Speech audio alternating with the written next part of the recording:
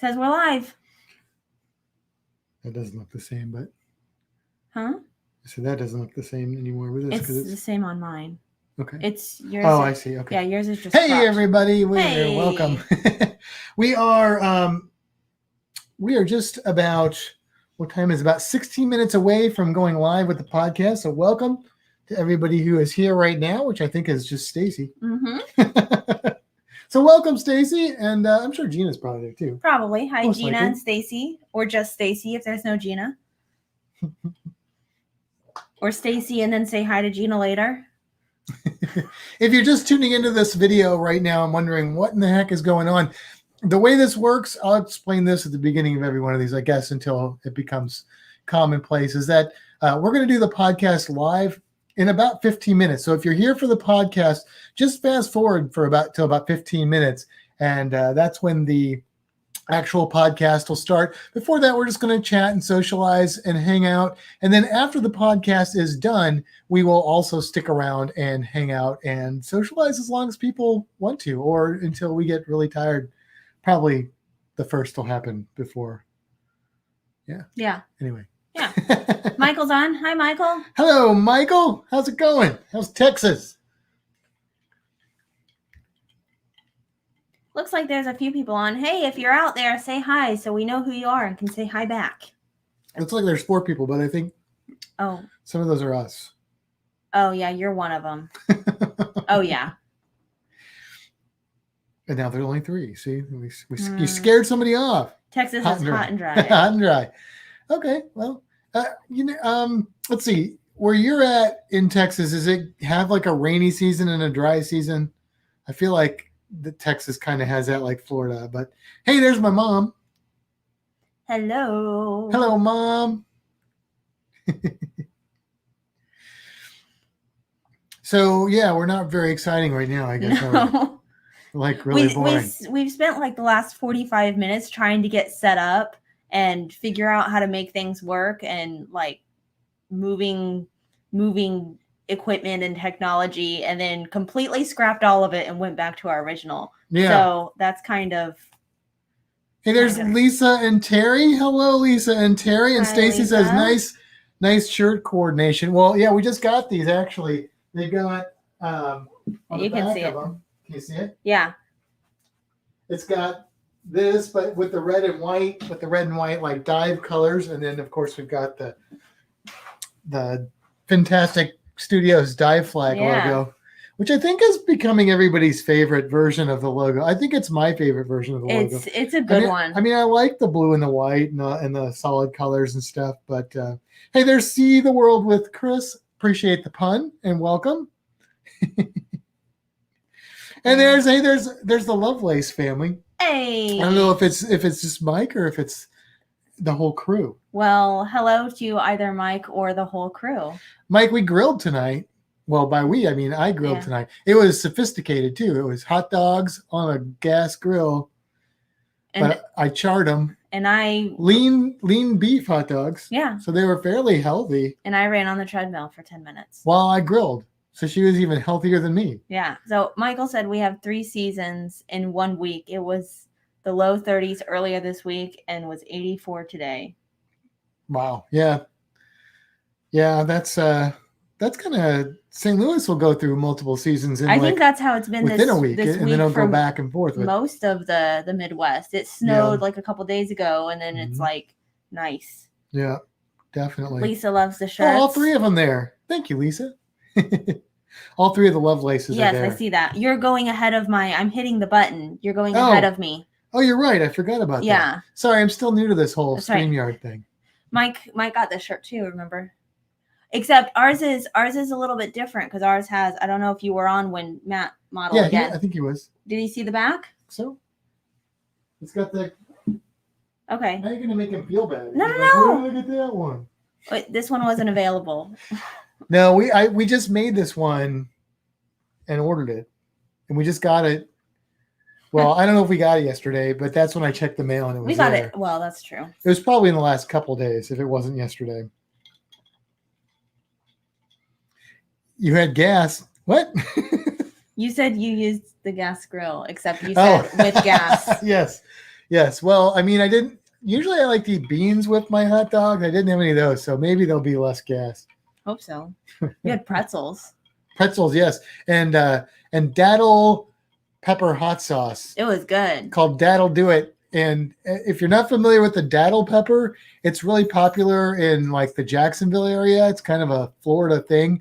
It's a hot pepper, but they make hot sauces with it, and it's got a unique flavor. It's not the spiciest pepper in the world. It's got a little kick to it, but it's got a real unique flavor to it. I love daddle peppers. Scotch bonnets, daddles. Yeah, those are my jam. I mean, I love jalapenos too. You know, the other ones, like, they're fine. I like green chilies, poblanos. I don't know why I'm just talking about peppers. I don't either, because you've got other people to talk to. Ian's on. He says, "G'day, guys. G'day, Ian. Currently sitting on a hospital bed. Oh, no. Kidney stones, having difficulty getting the little suckers out." Hey, Ian, my mom just had her second round of kidney stone surgery, which I think they like blasted them with sonic waves or something. But she had it done like several months ago, and then they were kind of waiting for the pandemic to cool down so she could come back in because it wasn't life or death. But she had some bad kidney stones, so she feels your pain. Yeah. Unc D's on. Hey, Dan. Dan. How's it going, man? He says, "The screenshot cover reminds me of Bruce from Finding Nemo." Yeah, a little bit. A little bit, yeah. Lovies can't wait for the sharks. Yeah, look, I'm just going to say this right now. You're going to get Teacher Matt for this podcast. And get ready to hear Matt talk for an hour. I mean, you can interject. I could, but yeah. There's a PowerPoint and some graphics. I mean, it'll be fun. You're going to learn stuff. I bet that everybody on here is going to learn at least one new thing about sharks during this podcast, because I learned some stuff just preparing for it.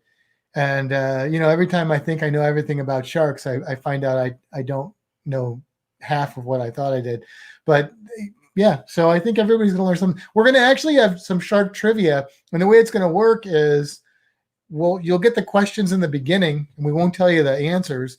And then hopefully I'll cover all the answers through the podcast, and then we'll ask them again at the end. And then we'll give you the answer so you can see if you improved.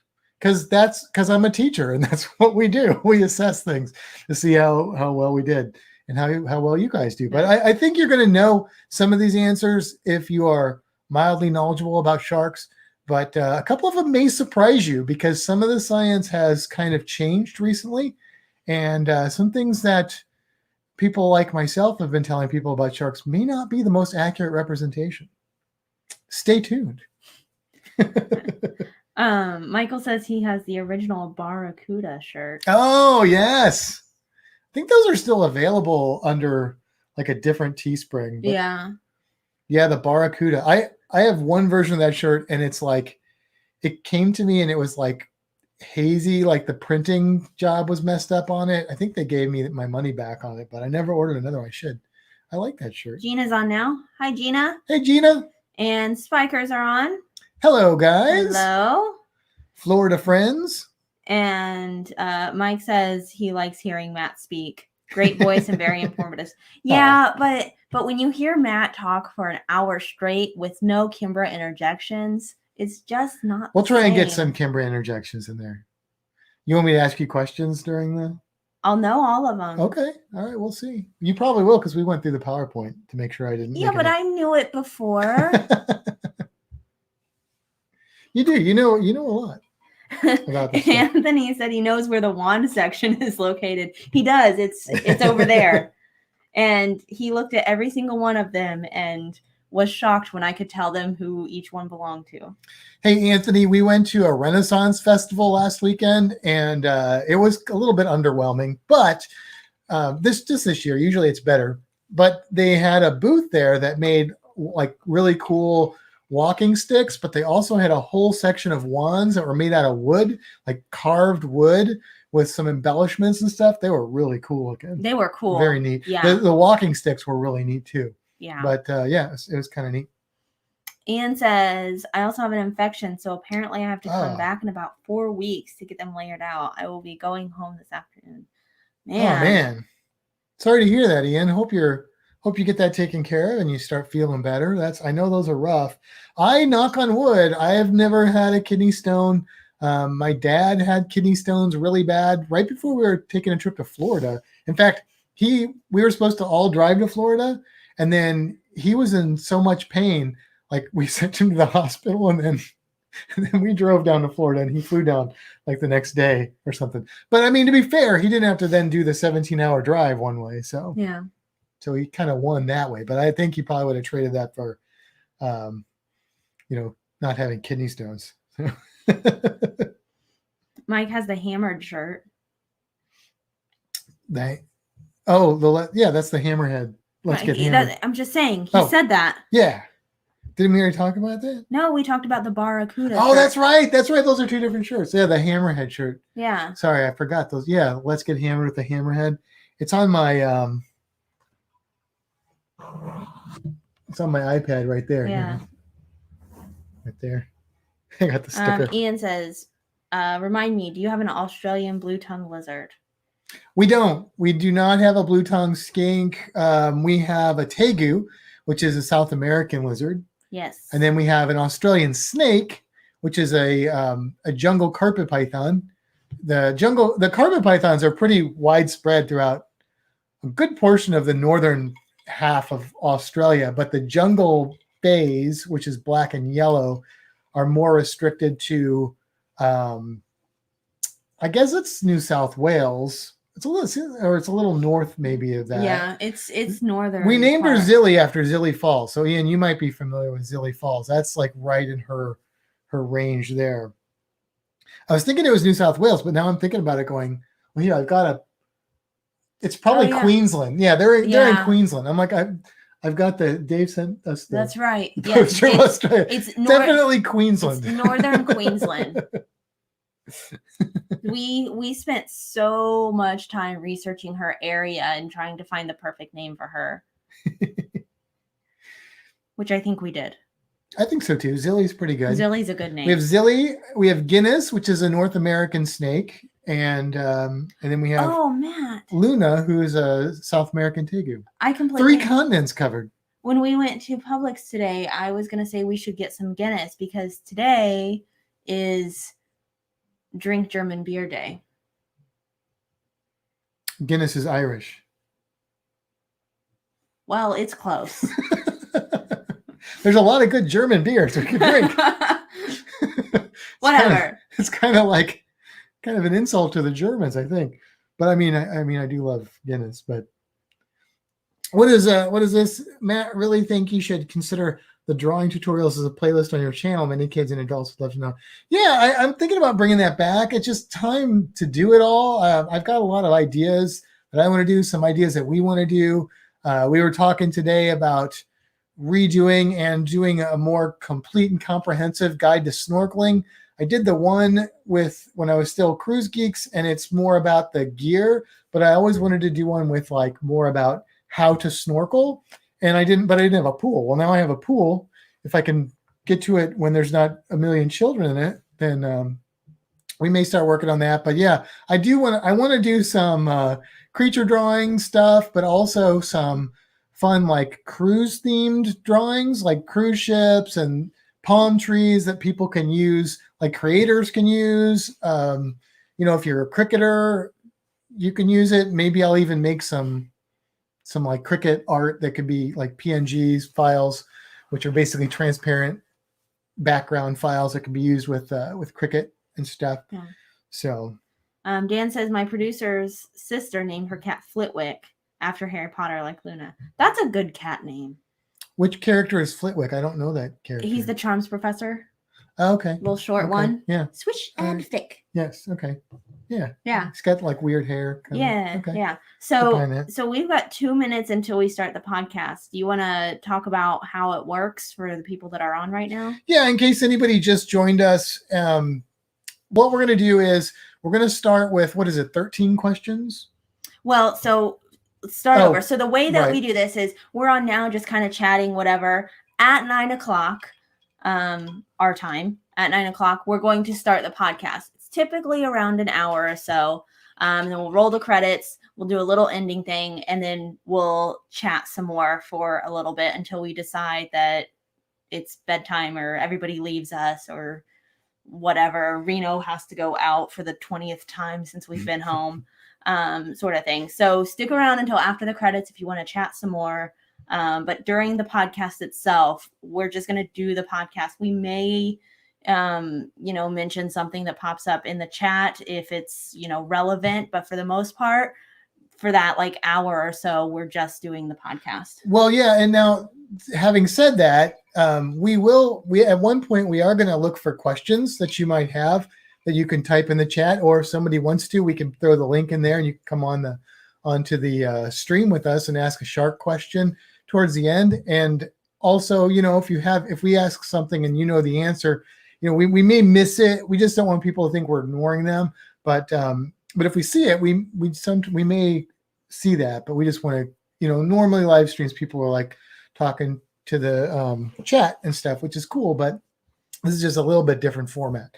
And then what I was saying is there's going to be 13 questions at the beginning, and you can answer those. I'm not going to grade you. No stress. I'm not even going to give you the answers in the beginning. Don't you want to talk about this like over in the podcast itself? It's 9:00. Yes, I do. Okay, so we're gonna start. Maybe. Come with me, we're going on a fantastic cruise. Pick your destination with news, tips, and reviews. But here is an item you might not have thought of. All of the things under the water. Nature surrounds us with elegant features. You can't go on a cruise and not see the creatures. So let's make some magic, let's get ecstatic. Instantly classic, maybe romantic. The wildlife around you, cinematic on your fantastic cruise. Bon Beanie, everybody. Welcome to another episode of Fintastic Cruising. I am Matt. And I'm Kimbra. And tonight we have a really special episode. We did a sea turtle special episode about a month ago. Or no, was it a month ago? It was more than that. I think it was about 2 months ago. 2 months ago. Anyway, we did it, and it got a lot of positive feedback. So we said, hey, we're going to do another all cruise creature episode. And this time we chose sharks. Sharks. Yes. Do-do. Yes, those are the ones. So sit back and relax. If you're listening in to the podcast, just know that we do have a little bit of graphic stuff that's going to come on if you want to go over to YouTube and check it out afterwards. But we are going to make this to where you don't have to look at that, because we know we have a lot of audio listeners. And audio listeners, that's kind of a audio listeners. But anyway, with the way it's going to start too is we're going to have 13 questions which you can answer. We're not going to give you the answers, and then at the end, hopefully I'll or Kimbra will have covered all those questions, and you can try again and see how much you improved. Maybe you got them all right the first time, maybe you got none right the first time, maybe you did somewhere in between, and it'll be fun. So I'm gonna do this again. Do yes. Do you know what this is, Kimbra? It's a shark. It's a shark. So Kimbra is holding up this shark, which is a drink vessel from Carnival. So you can get oh my gosh, it's been so long since we cruised, I can't remember what it's called. The big red, white, and blue stack thing. The whale tail? The whale tail. Yeah, you can get the whale tail. You can also get like a tiki head, or you can get the shark. So we have the shark. I had a blue right fish. Yeah, there's actually, I think there's a porcupine fish. Yeah. And then there's also, I think, a parrotfish one that you can get. I used to have that one. I don't have it anymore. So anyway, yeah, so we're talking sharks. We don't have any emails or anything this week, so we're going to get right into it, right, with the sharks. Yes. Are you ready to start the stuff? I'm ready. All right. And I already warned the people that were here early on the video portion that you're going to get a little bit of Teacher Matt tonight. So you might learn something new about sharks. Okay, that's all I'm saying. I learned stuff about sharks making this or preparing for this episode. So here we go, sharks. So first of all, we got to start off with the basics, right? So in other words, what? Oh, no, we're going to start off with the quiz. That's how well prepared I am. So here's your first question. The first question is, what is the second largest shark in the world? Now, don't worry. We're going to give you multiple choice options here. Is it A, the great white shark? Is it B, the colossal shark? Is it C, the basking shark? Or is it D, the whale shark? If you want, you can write down your answers and check them at the end when we do these again. I'm going to let you read question number 2. Okay. Approximately how many sharks are killed by humans each year? Oh, Is it A, 10,000? B, 100,000? C, 1 million? Or D, 100 million? 100 million? That's crazy. All right. What are baby sharks called? Are they called pups? Are they called Doos? I'm sorry. Are they called fry or are they called kits? Those are your choices. Those are your options. Question number, I don't know. I should have numbered them.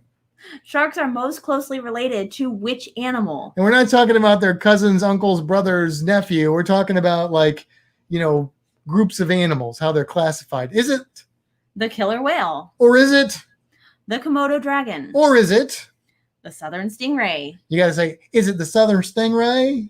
You gotta, You want I don't know the Komodo accent, or is it the red-bellied piranha? piranha? Piranha. You know that's the proper way to say it. Piranha. Piranha. You got to roll the R. Piranha. Piranha, and then it's a nya. Nya. Nya. Nya. It's much more interesting that way too. Yes. What are bull sharks able to do that most other sharks cannot? Is it A, digest human flesh? Is it B, survive in fresh water? Is it C, regenerate their teeth? Or is it D, breathe air?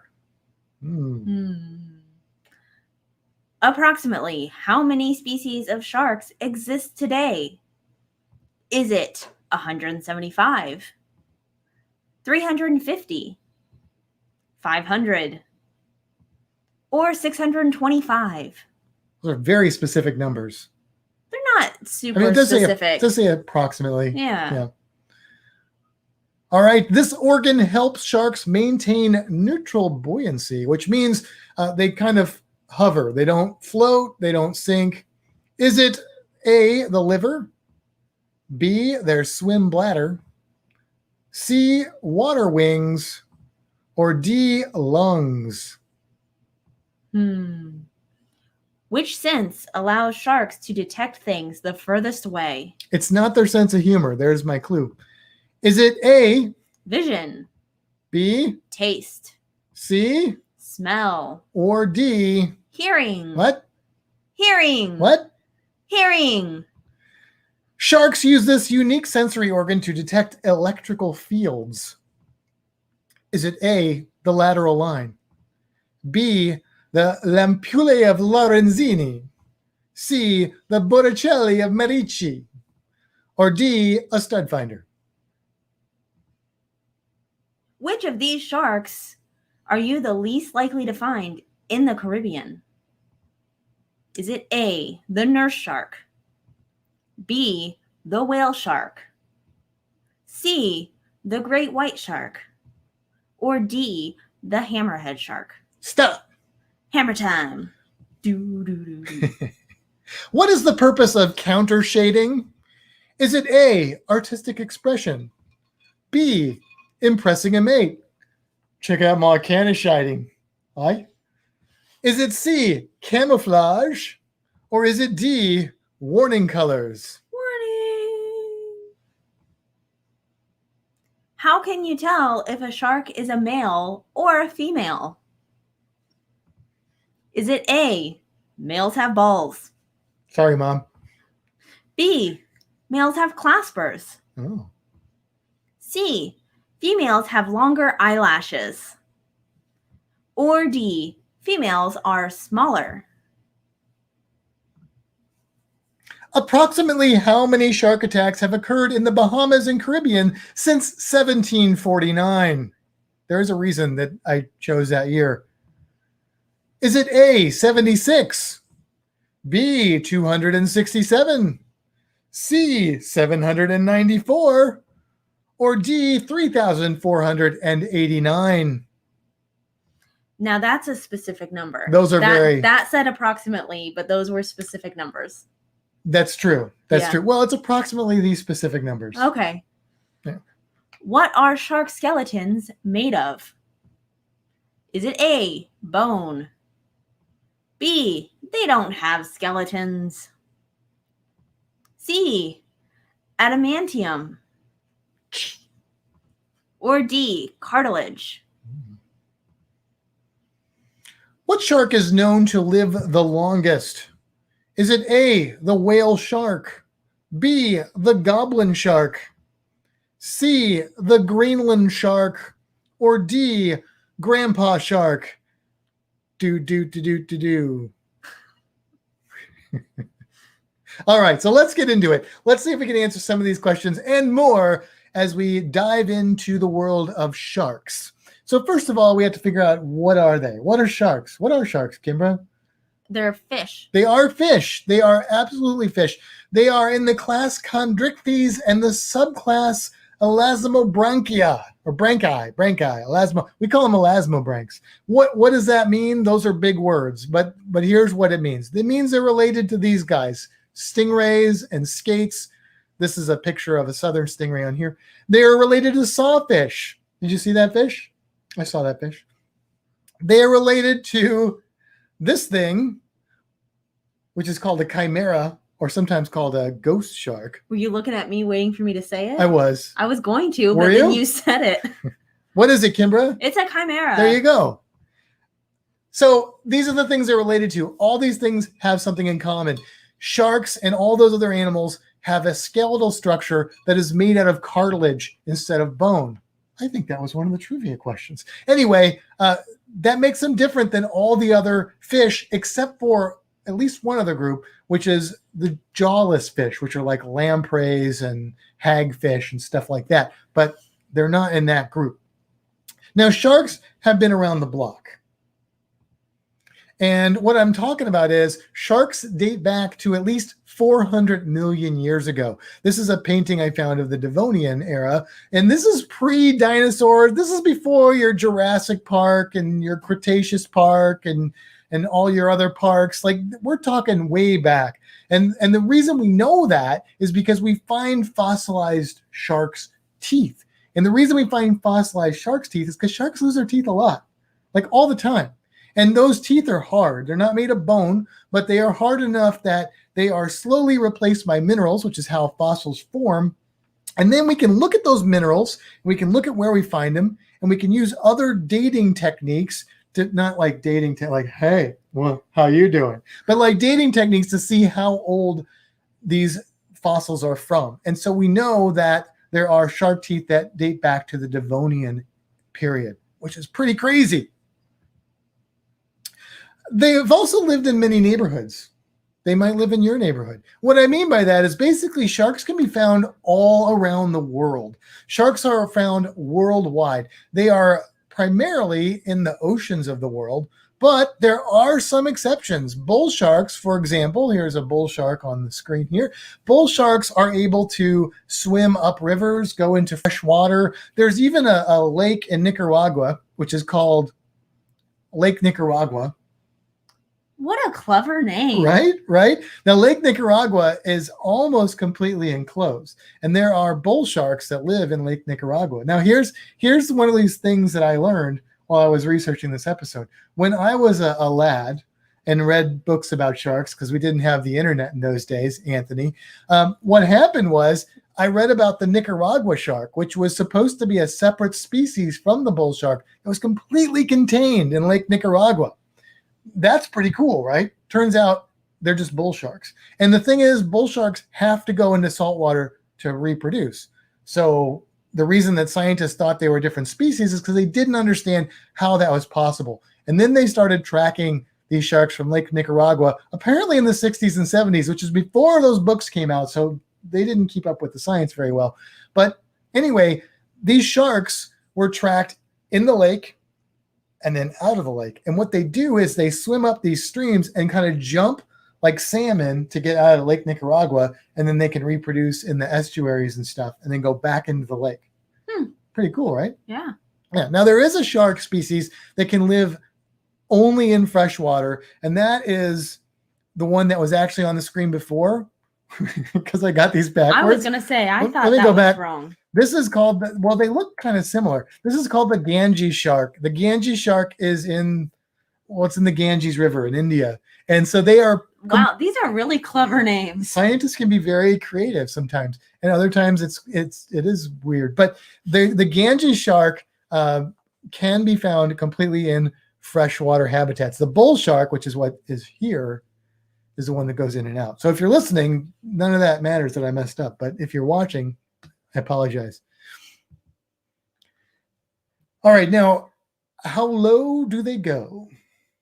All the way. All the way low? Okay, yeah, like that. Yeah, okay. They go deep. This is not getting better. They go up to 5,000 feet deep. Sharks can live in very, very deep water. Now, not every species does that. Some species live in various depths. Some species live in the depths. Some species live in very shallow water, like this cute little lemon shark, which is in a very shallow mangrove swamp right here. This is probably 1.5 feet, 2 feet of water that you see the shark in. Now, this is a juvenile, but nurseries for sharks are, for certain species like bull sharks, lemon sharks, they will raise their babies, which are called pups, by the way.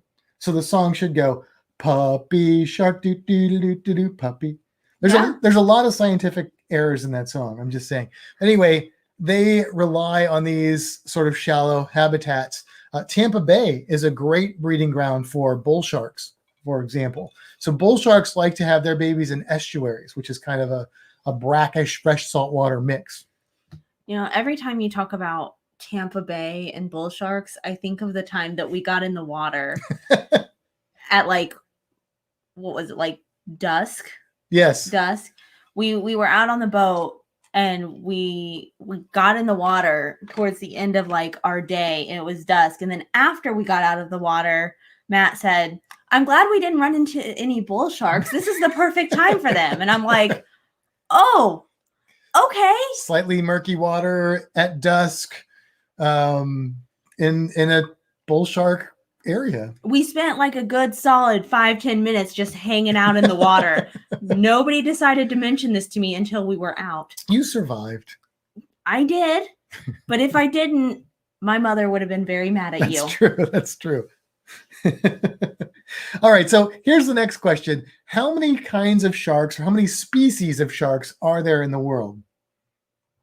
Do you know the answer to this question? I do. Do you want me to answer it? Sure. Go ahead. 500. It's about 500. And to give you an example of how science progresses, if you had asked this question, say, 10 years ago, the answer probably would have been, for most people, closer to 400.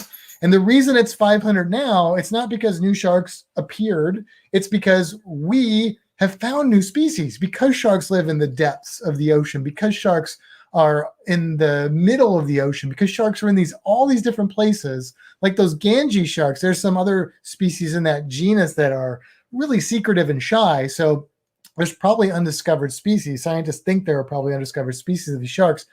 We find new ones. And then the other thing that happens is, this happens in science with all animals, is we're starting to put animals into species groups and other groups based on genetics, not just physical characteristics. And as we do that, we learn things like, oh, those definitely are bull sharks in Lake Nicaragua. And what we thought was one shark species is actually 2 or 3. And what we thought were 2, maybe 1. So we're still learning. Science is a progression, and we're still learning about sharks, which is one of the reasons why, for anybody young out there watching, ichthyology, studying sharks, is an exciting science to go into, because we don't have all the answers. There are going to be changes, and there's going to be new exciting things that are discovered about sharks. And it's just going to build and get faster and faster and snowball as we get more scientific understanding of our world. So pretty cool. All right, let's see what else we got here. Shark Anatomy 101. So if we're going to talk about sharks, we need to understand a little bit about sharks. Now, here is a shark drawing with some of the basic things that we're going to go over, which are the fins, the gills, the eyes, the nostrils, the ampullae of Lorenzini, the and the lateral line. We're going to get into all this stuff a little bit here. So let's start by looking at this shark right here. If you're listening, it's just a picture of a shark. You're not missing a whole lot, but tune in, go into YouTube and watch it back if you want to see these. This right here that appeared in the shark, this is the largest organ of the shark, and that is the liver. And this liver of the shark, it's 3 lobes, 2 bigger ones and 1 little one, is about, depending on the species, it can be up to 2/3 the size of the shark. And great whites, which is what this is a drawing of, it's not quite that big, but it's huge. And the reason this liver is so big is because sharks are lacking something that almost all other fish have. I know. What is it, Kimbra? The swim bladder. That's right, which means that they never have to go to the bathroom when they get in the water. No, that's not true. The swim bladder is actually, it's a gas-filled organ that fish have that allow them to float or sink, or most of the time just hover where they need to be. Sharks didn't get one of those, so what do? What's a shark to do? Well, they don't want to have to spend all that time flipping through the water and pushing all that weight around. It's too much energy. So what they have instead is this very, very oil-filled liver. And if you ever dissect a shark, you will find that it is really, really, really, really oily. Well, oil, as I'm sure most of you know, is less dense than water. So it floats on water. You can do a simple fun experiment at home. Take a little bit of vegetable oil or something, or olive oil, any kind of oil, put it into a little cup, put some water in there. They will stay separate, and the water will be on the bottom as it's more dense and sinks, and the oil will float. If you want to make it even more interesting, put some food coloring in there. After you do that, it'll go through the oil and into the water. A little fun science experiment for you. That's fun. Have you done that? I have done that. Yes. It looks cool too. And you basically have kind of disassembled a lava lamp at the same time. In a sense, there's a little more to it than that. But okay, so moving on, the gills. Everybody knows that sharks have gills, but how many gills do sharks have? Oh, I know. Yeah. 5. Most of them have 5. Except the 6-gilled shark. There's 6-gilled sharks. There's 7-gilled 7-gilled sharks. I don't know of any with less than 5. There could be some. I mean, there's like 500 species. I don't know them all. But the majority of sharks have 5 gills. Now, sharks use their gills to breathe. And sharks have 2 ways of doing this. One is if you're like a nurse shark or a cat shark, you have these little openings on the side of your head called spiracles, and these are basically pumps, and they pump the water into the shark's body and over the gills so the shark's gills can pull oxygen out. And that allows the shark to do something that not all sharks can do. A nurse shark can just sit on the bottom and just chill. Most sharks can't do that, or a lot of sharks can't do that because they would drown. A lot of sharks are what we call obligate ram ventilators, which is just a fancy term that I like to say because it sounds funny. Oh, look at that shark. It's an obligate ram ventilator, or ORV. Which means it has to keep moving. Has to keep moving. Basically, all it means is that they are obligated to ram water into their ventilator, which in other words means they swim, their mouth's open, water goes in, goes over the gills get the oxygen out, they're good to go.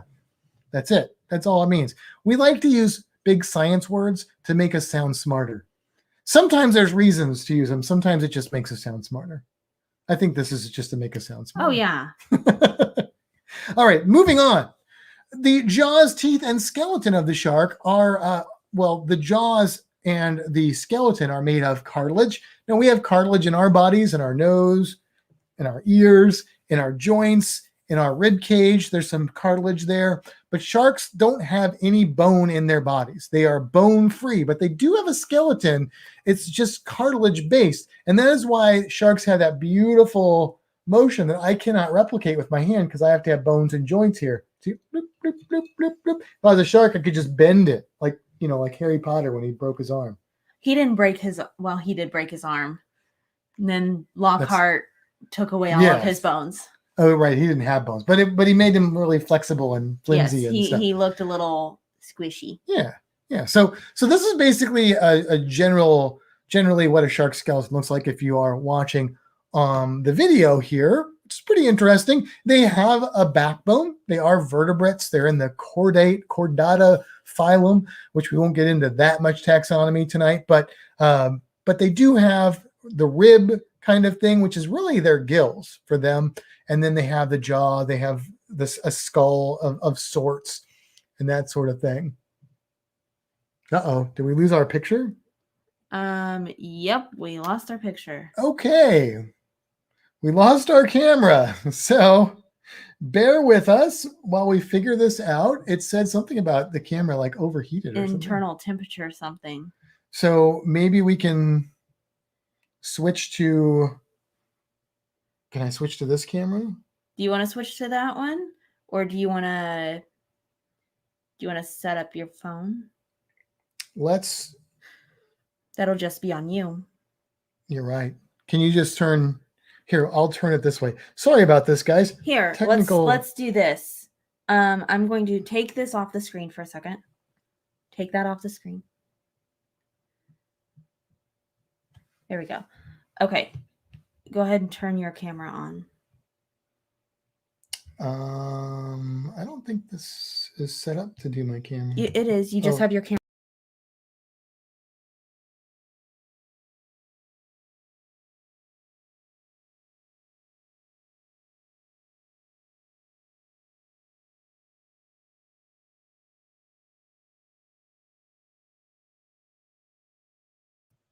It is very warm in here.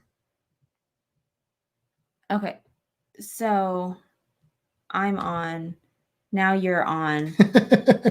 This is high tech. Ooh, yeah. Glad we got this all set up. Okay. Well. Okay, now it is really warm in here. Did we turn the air down? I didn't. Okay. No, the other one. No. This one? No. You want to bring that? Oh, gotcha. All right. We'll edit that out of the audio podcast. Maybe our camera will come back and then who knows. But all right, so moving on. Jaws and skeleton. All right, so next up, we've got the skin. Now, shark skin is made out of these things called dermal denticles, which are basically little teeth. As you can see here, they're literally made of the same stuff as teeth. They grow like teeth. If you ever touch a shark and you go from the nose to the back, it'll feel smoother because you're going on the side that's overlapping. And then if you go the other way, it'll be jagged as you kind of rush up against the teeth that are overlapping there. So, all right. I'm all I know. It's flustered now. Totally thrown us off. All right, moving on. So another thing that is really cool about sharks is they have something called counter shading. Now, counter shading means that they are, here, I can show you with this shark here. They are dark on the top, and light underneath.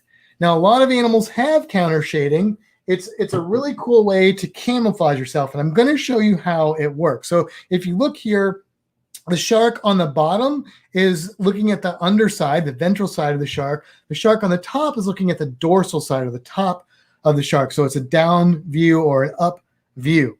Now, what's going to happen is if we look at the shark as if we were an animal swimming above it or flying above it, as this case may be, you can see that dorsal view helps this animal to blend in really, really well. However, if you switch that. So, sorry, I'm going to, for the people just listening, do you want to describe what that shark looks like besides just saying the top shark? Yeah, thank you. Yeah, so basically the top blends in with the dark water below. So at the top of the shark is darker. It's going to camouflage or blend in with the dark water below, which is great. But if the shark was dark on the underside and then you look up at the shark through the light shining into the water, it's not going to work very well. But if you are watching this, you can see that does work extraordinarily well for a shark swimming with a light belly and the sun shining through. It just kind of blends in really, really nicely. And a lot of animals have counter shading. It's not just sharks. Penguins, dolphins, stingrays, alligators. There's so many animals that have counter shading. It's good for predators. It's good for prey. It's just a really popular form of camouflage. And I challenge you guys, as you see animals in the wild, as you see them in zoos, as you see them on the internet, on TV, wherever, on cruises, hopefully, look for this counter shading thing. It's so common in the animal world. Swimming on. Now, let's talk about fins. Sharks, of course, have the fins on the top, the famous dorsal fin. They also have the fins on the side, which are the pectoral fins. They have usually a second dorsal fin on the top towards the back. They have pelvic fins, which are kind of where our pelvic bone would be on us. And they also have the caudal fin or the tail fin. Now, what you see on the screen, if you're watching this, is a nurse shark tail. If not, just look one up real quick. And what you'll notice is you can tell a lot about sharks by their caudal fin. The nurse shark has a really long top lobe of its caudal fin, but the bottom lobe is short. And that's important because nurse sharks, remember, live near the bottom. And so if they had a big bottom lobe on their tail, it would be a drag. Quite literally a drag as it drug through the water. Now, they're not the fastest swimmers of the sharks because having that tail shape means that you're not super fast. You just bounce. I know. I do that too? I just felt like my camera was like looking up at my nose. You know, we spent so much time trying to get the camera raised up, and we probably seem to lower our chairs. just pointing that out. Okay. Anyway, I just don't feel like it's pointing at my nose anymore. Now this shark right here, and I think Charlie's on there. I see that. So Charlie knows this shark because Charlie and I swam with these. This is a whale shark tail I've got on the screen right now. This is a big, powerful tail. Now this tail is not made for speed because the whale shark is huge and they're not going to be able to go super, super fast. This tail is made for power and endurance because these whale sharks are swimming all the time. They're obligate ram ventilators. See? And they have to swim all the time, not only to breathe, but also because that's how they get their food. Is they're eating plankton, which is small, so they've got to almost constantly be eating. I just realized he said Provel City. Yes, I understand. as in St. Louis. Yeah, well, cheese. I didn't totally understand that. I was like, "What's Provel City?" And then Provel City, Provel City. Now, the next tail that I'm going to talk about here is the mako shark. And the reason I chose the mako shark is because this is the fastest shark that there is, at least the fastest that we know of right now. Mako sharks are open water sharks. They're relatively small compared to something like a whale shark, and they have a pretty evenly spaced top and bottom caudal lobe on their tail fin and really strong muscles on their peduncle. There's another word I like to say. I know. The peduncle, which is that muscle that's right in front of the tail. So they're super fast. And in fact, they've been clocked at about 30 miles per hour, which is pretty fast for a swim. So they're not the fastest thing. Sailfish are faster swimmers. Sailfish can go about 65, maybe 70 miles per hour. So they're faster, but 30 miles per hour is pretty quick when you're swimming through the ocean. All right, now we're getting into the birds and the bees of sharks. And the question is, how do sharks make babies? Baby shark. So I'm sorry. We've done that way too much for this. So sharks can have live birth, which is called viviparous. Sharks can have lay eggs, which is oviparous. Sharks can have internal eggs that appear to be live birth, but they're technically eggs that develop inside the shark. They don't have a shell like a casing like shark eggs do. And that's called ovoviviparous. And some of them don't even need a dad. There's no daddy shark in some cases. They are sometimes parthenogenic, or parthenogenesis is when an animal can reproduce without a male. That's right, ladies. You don't need the men. If you're a parthenogenic species, you could just have, now the drawback is they are going to be clones of you, 100% clone of you. But there are lizards that do this. There are sharks that do this. There are snakes that do this. There are a lot of animals that do parthenogenesis. I think clones of me would be great. Right? Could they work part of my shift and then I would have more time No, off? I'm just saying, don't you want clones of me? Do you want clones? You'd be jealous of yourself. Yeah, that's true. All right, we'll get the baby shark. For those of you listening, yes, I did have a picture of baby shark dancing. Now, speaking of babies, how do you know if a shark is a male or a female? Well, it's not by the balls. Okay, that was just a joke. It is, however, by the claspers. So you see on my illustration here, there is a two little things. Let me see if I can get fancy here and pull up a little laser pointer. We'll see Look how at this that. You didn't think you were going to need that. Right? So right here are two finger-like protrusions. And for the people that are just listening, where are you pointing at? Right behind their pelvic fins, in front of their anal fin, which is kind of on the bottom of the shark, but you'll see the two fins back behind the big pectoral fins, which are behind the gills. And then if they've got two finger things hanging out, that's a boy. If they don't, that's a girl. And these are their sexual reproductive organs. Yes, they have two. They only use one at a time, and they can choose which one they use depending on where the lady shark is. But they have two, and they can't tuck them away or anything, so they're just out there flopping in the water for everybody to see. But stingrays, same thing for stingrays. So next time you're at an aquarium, you see a shark, you can say, hey, that's a boy or that's a girl, and everyone will be very, very impressed. Claspers. Claspers.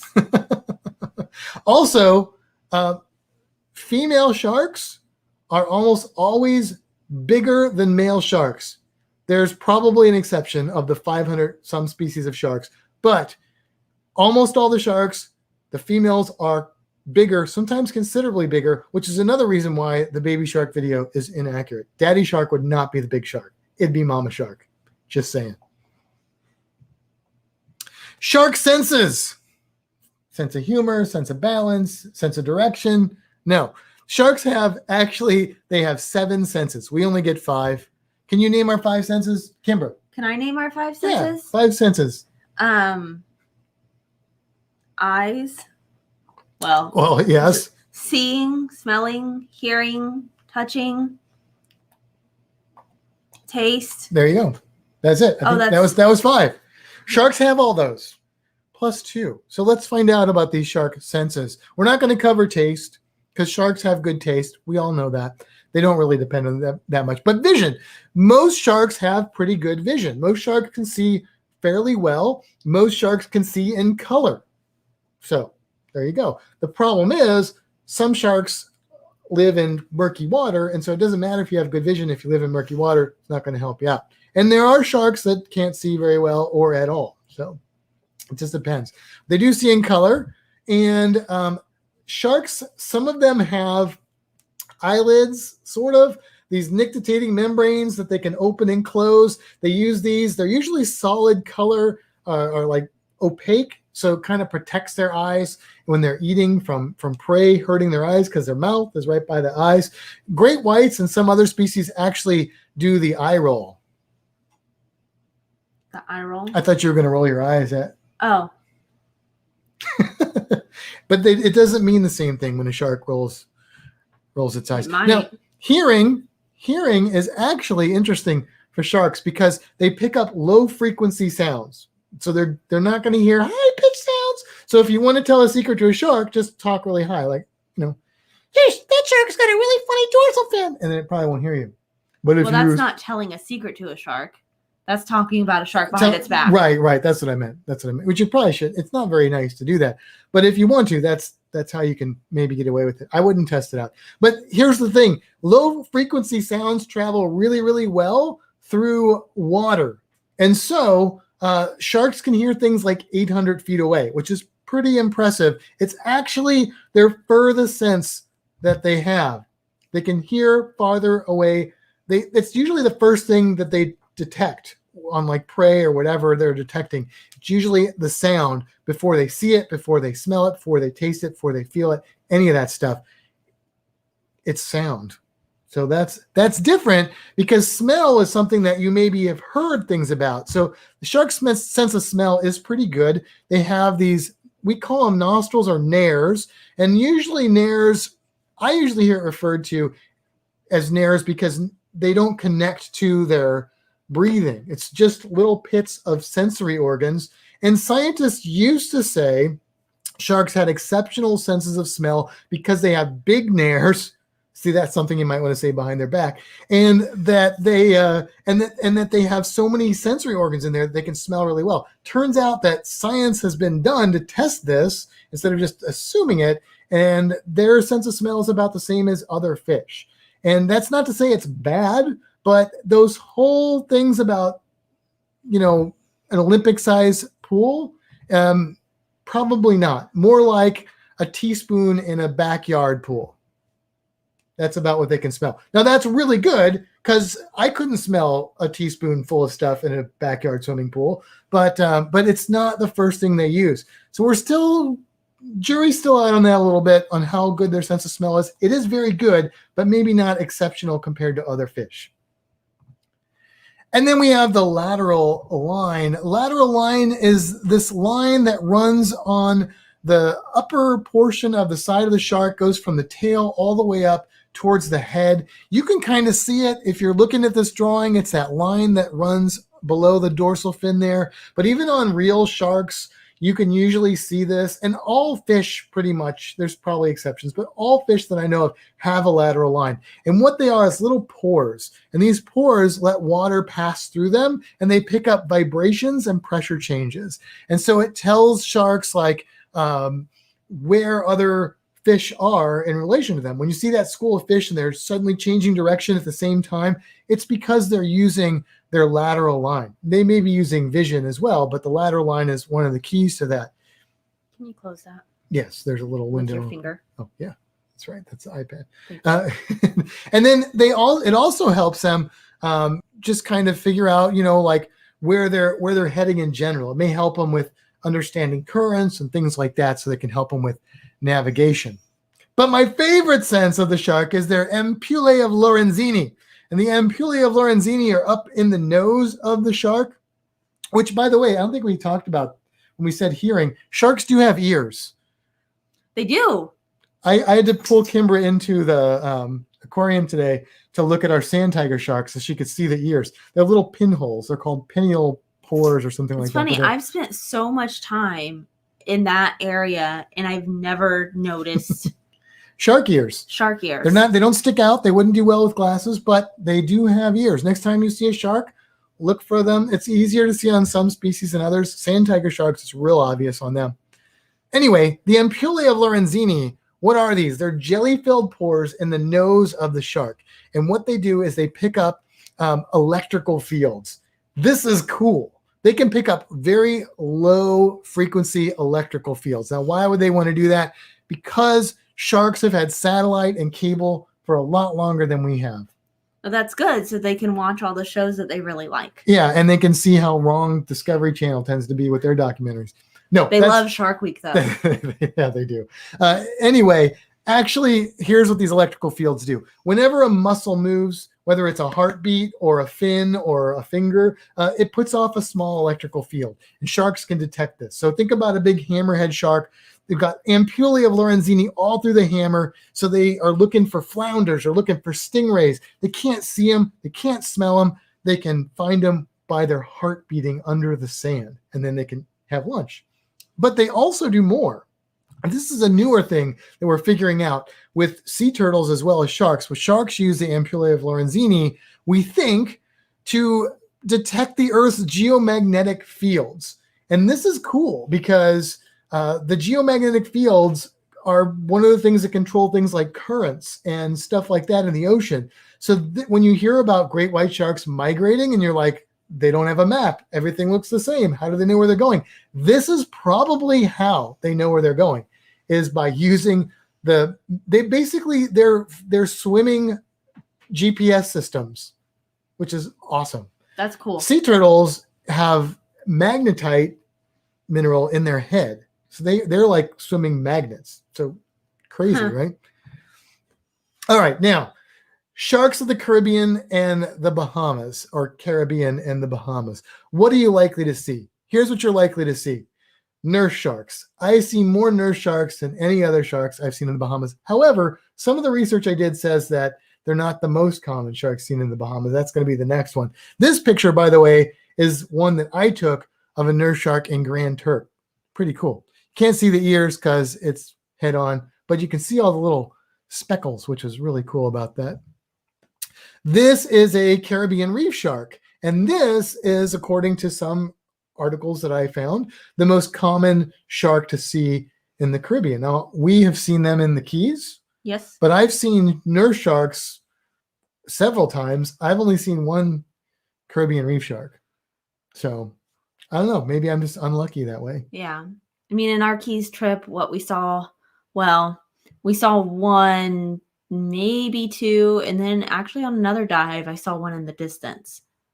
Oh, the Caribbean reef sharks? Yeah. Yeah. And then we saw 2 nurse sharks on those dives. That's true. So we maybe saw more Caribbean reef sharks. Yeah. I love these sharks. They're one of my favorite sharks. I love the eyes on these sharks.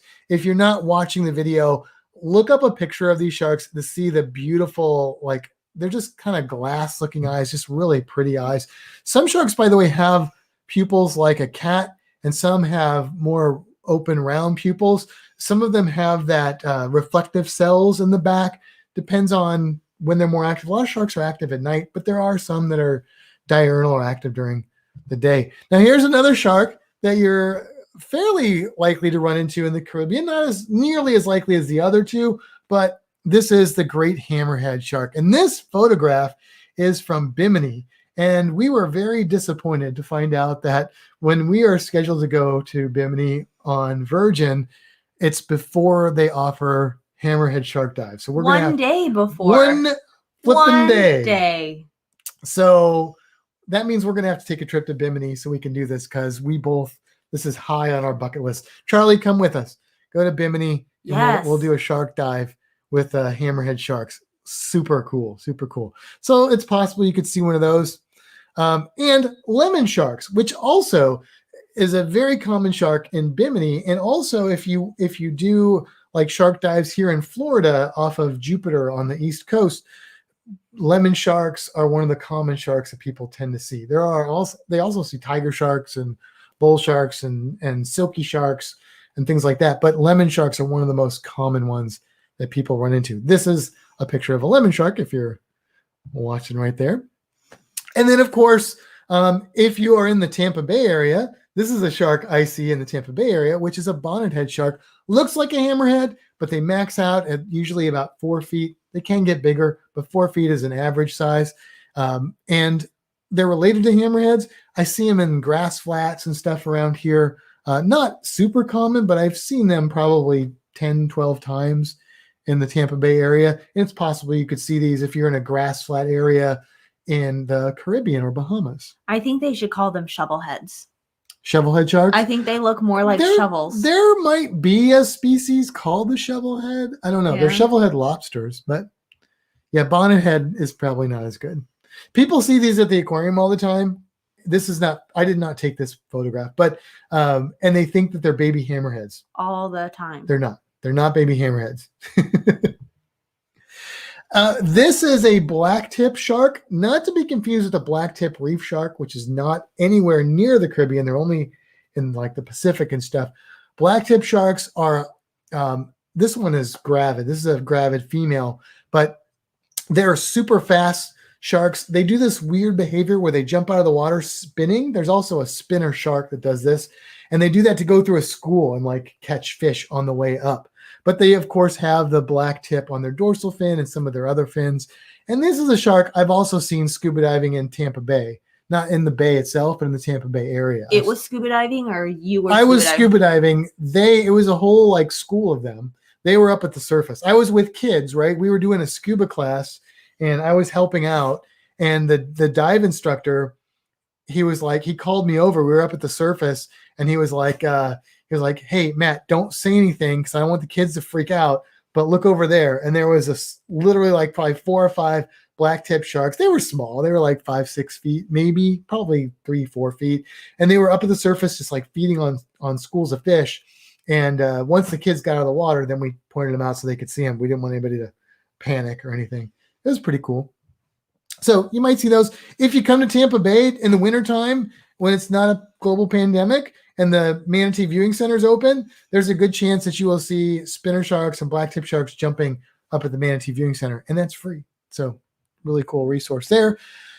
This is a bull shark, and you are not that likely to see one of these in the Caribbean, but they are there unless you go someplace looking for bull sharks. You're probably not going to find them, but they definitely do live in the Bahamas, in the Caribbean, and of course in Florida.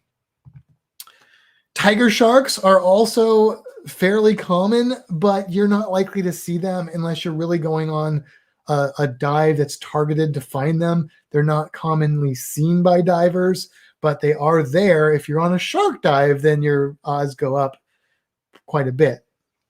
These, I think, are beautiful sharks. I love tiger sharks. Not to be confused with the sand tigers we have at the aquarium. Which look completely different. Totally different shark. Totally different shark right here. So, yeah. And one that you probably will never see in the Caribbean or Bahamas because they don't stay there all the time, and they're there, but they're not very commonly there, are great whites. And the reason they're not commonly there is these sharks don't like warm water. They like cold water. That's why they're up around the northeast of North America. They're over in the west coast in the Pacific where it's cold. They're in parts of Australia where it's cold, like southern Australia and western Australia. South Africa, which is cold, they need big things to eat, and they like cold water. So they do travel a long distance, and they are sometimes found off the coast of Florida and throughout the Caribbean, but they're usually just passing through. That's the theory, at least. All right. Now, speaking of sharks, I didn't want to focus tonight on shark attacks, but I did want to address this. Shark attacks in the Caribbean and the Bahamas. So if you're cruising in the Caribbean and the Bahamas and you're worried about sharks, I'm hoping this is going to ease your concerns. If you're interested in shark attacks, the Florida Museum, which is University of Florida, does this website, has the International Shark Attack File. This is a screen capture of their website. Just look up Shark Attack File, University of Florida Shark Attacks. It'll come up. And they have statistics on shark attacks. You can look at really cool interactive maps and all kinds of things. I brought up the data for the Bahamas, and this is data that's been collected since 1749. Remember that question in the beginning? So you can count these up if you want, but these are the total number of unprovoked attacks. And it does specify unprovoked. It doesn't count if somebody's like messing with a shark and gets bitten. That's on them, right? These are unprovoked attacks since 1749.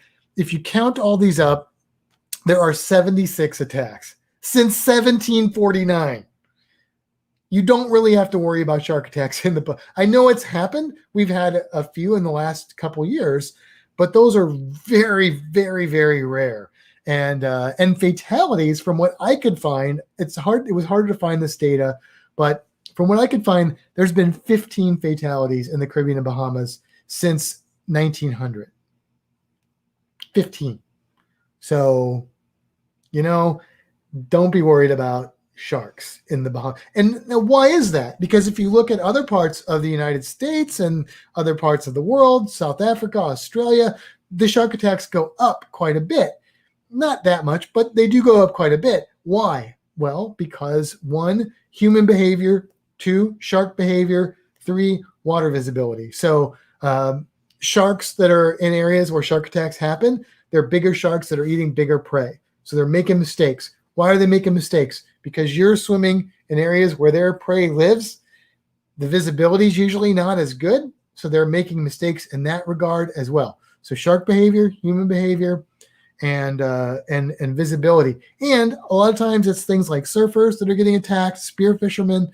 If you're surfing, you look like a sea lion or a sea turtle. If you're spearfishing, you're basically swimming around with hot food for them. So this doesn't mean that you're going to get attacked. It's still unusual and unlikely, but it does increase your odds quite a bit.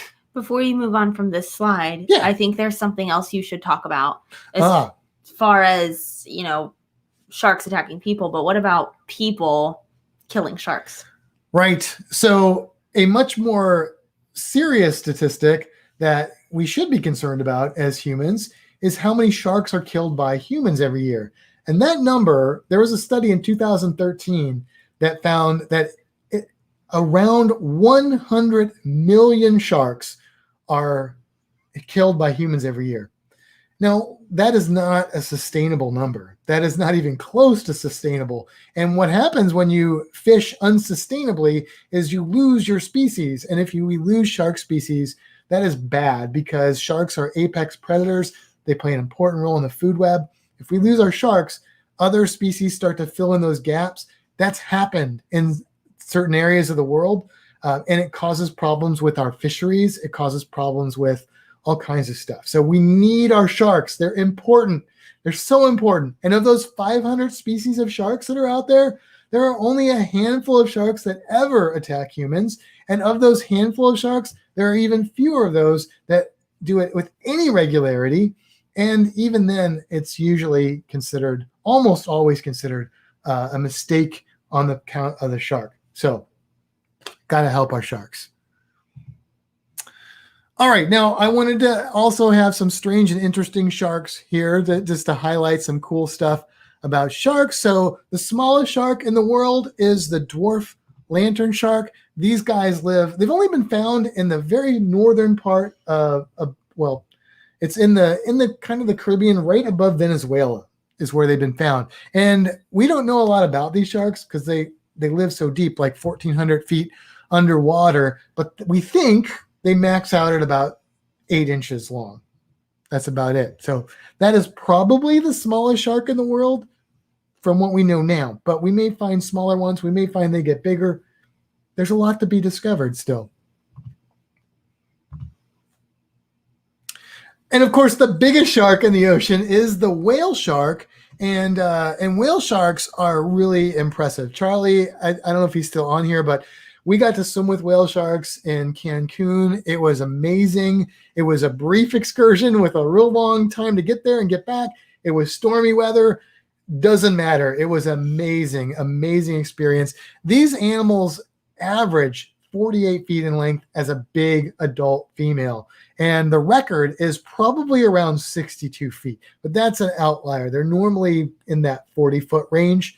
I think the ones that Charlie and I saw were probably the biggest one was closer to 20, 25 feet. I don't know. Charlie's in the chat still, I think. I don't know if he thinks that, but that seems like about the size. I'd like to do it again in clearer water on a calmer day when I have more time to do it. So, but yeah, and I know someone who'll do it with you. I was going to say, I know Kimbra is chomping at the bit for that one too. By the way, you can do excursions in Cozumel but it's got to be the right season. And also there are whale shark excursions on the other coast if you go to Mexico. And there's probably ones in other parts of the world that I am not as familiar with. Next up, you can't do a shark episode without talking about this thing, right? The Megalodon. Megalodon.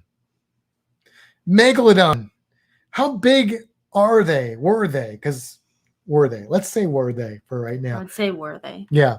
So I stole this image from the Encyclopedia Britannica, and I had to manipulate it a little bit because there's a lot of controversy about how big Megalodon got. The reality is all we really have are teeth, so we can just do mathematical estimations on proportions and stuff to figure out how big they are.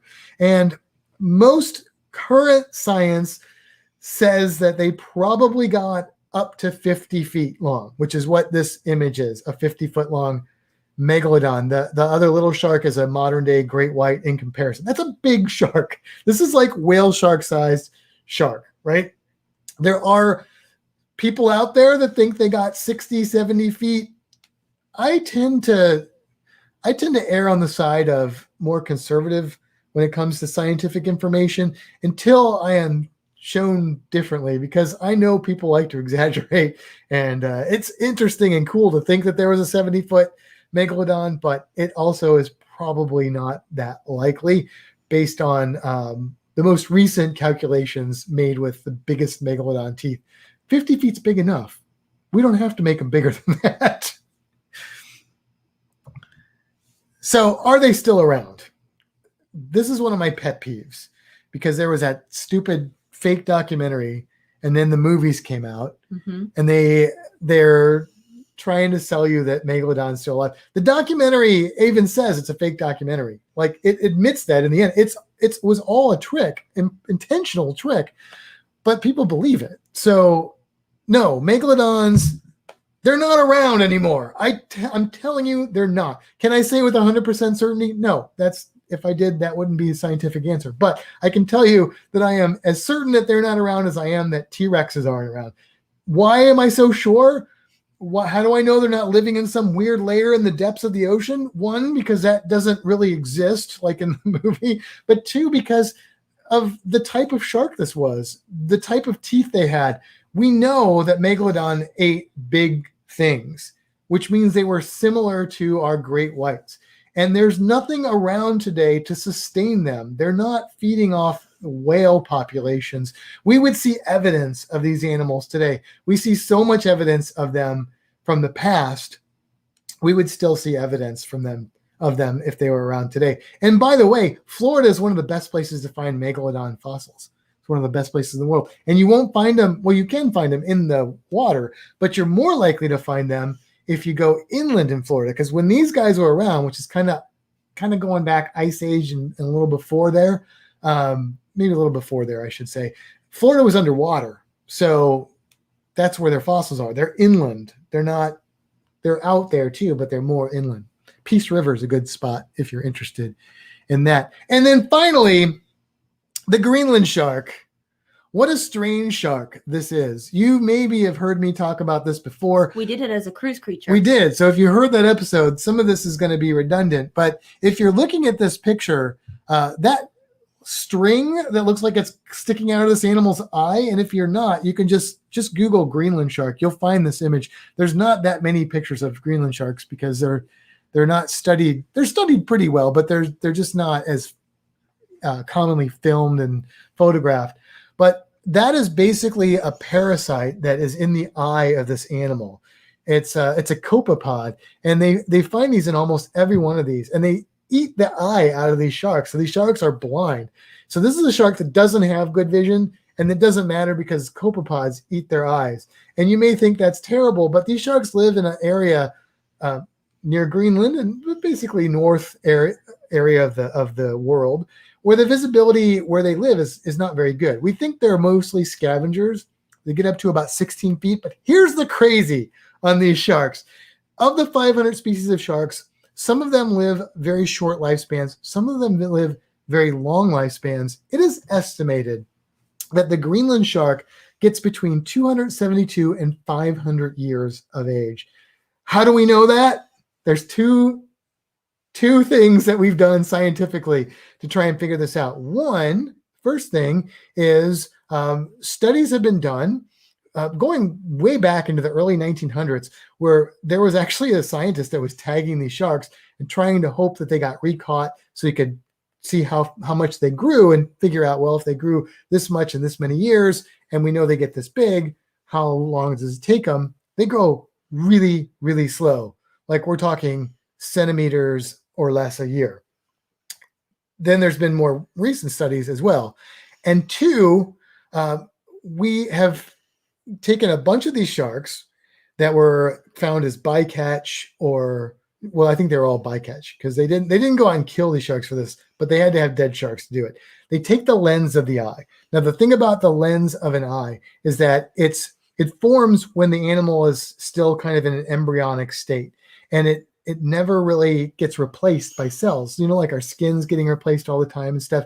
It doesn't do that. So they can actually radiocarbon date the lens to try and figure out how old it is. Now, radiocarbon dating is not an exact science. It gives you a range. And actually, right now, that science is being reevaluated a little bit, and it may not be the range that we think it is, but it's probably pretty close. The range that it currently gives us is 272 to about 500 years of age for a bunch of these sharks that have been captured that are on the larger end. That's crazy. Yes. That makes it the longest living vertebrate that we know of. Longer than tortoises, longer than everything. So even if it's on the more conservative side of that, the 272, let's say that the science is a little off, and even if it was 200 years old, that's still pushing maximum age. So that's pretty crazy. Pretty cool. All right. Now, if you are in the chat, this is when you can ask us questions. If anybody has any shark questions, we will try and answer those to the best of our ability. And I don't know, can we go through and see if there's any? I don't know if anybody asked any questions. No questions. All right, so we'll see if anybody has any questions, and then we'll do. Actually, let's do this. While we're waiting for questions to come up, we can go through our trivia questions again. So before we go through that, there is one trivia question that you did not answer during this. What was it? Well, when you were talking about the whale shark, you said that it's the biggest shark. Oh, yeah. The second biggest shark. What's the second biggest shark? Let's see if anybody knows in our chat. Does anybody know what the second largest shark species in the world is?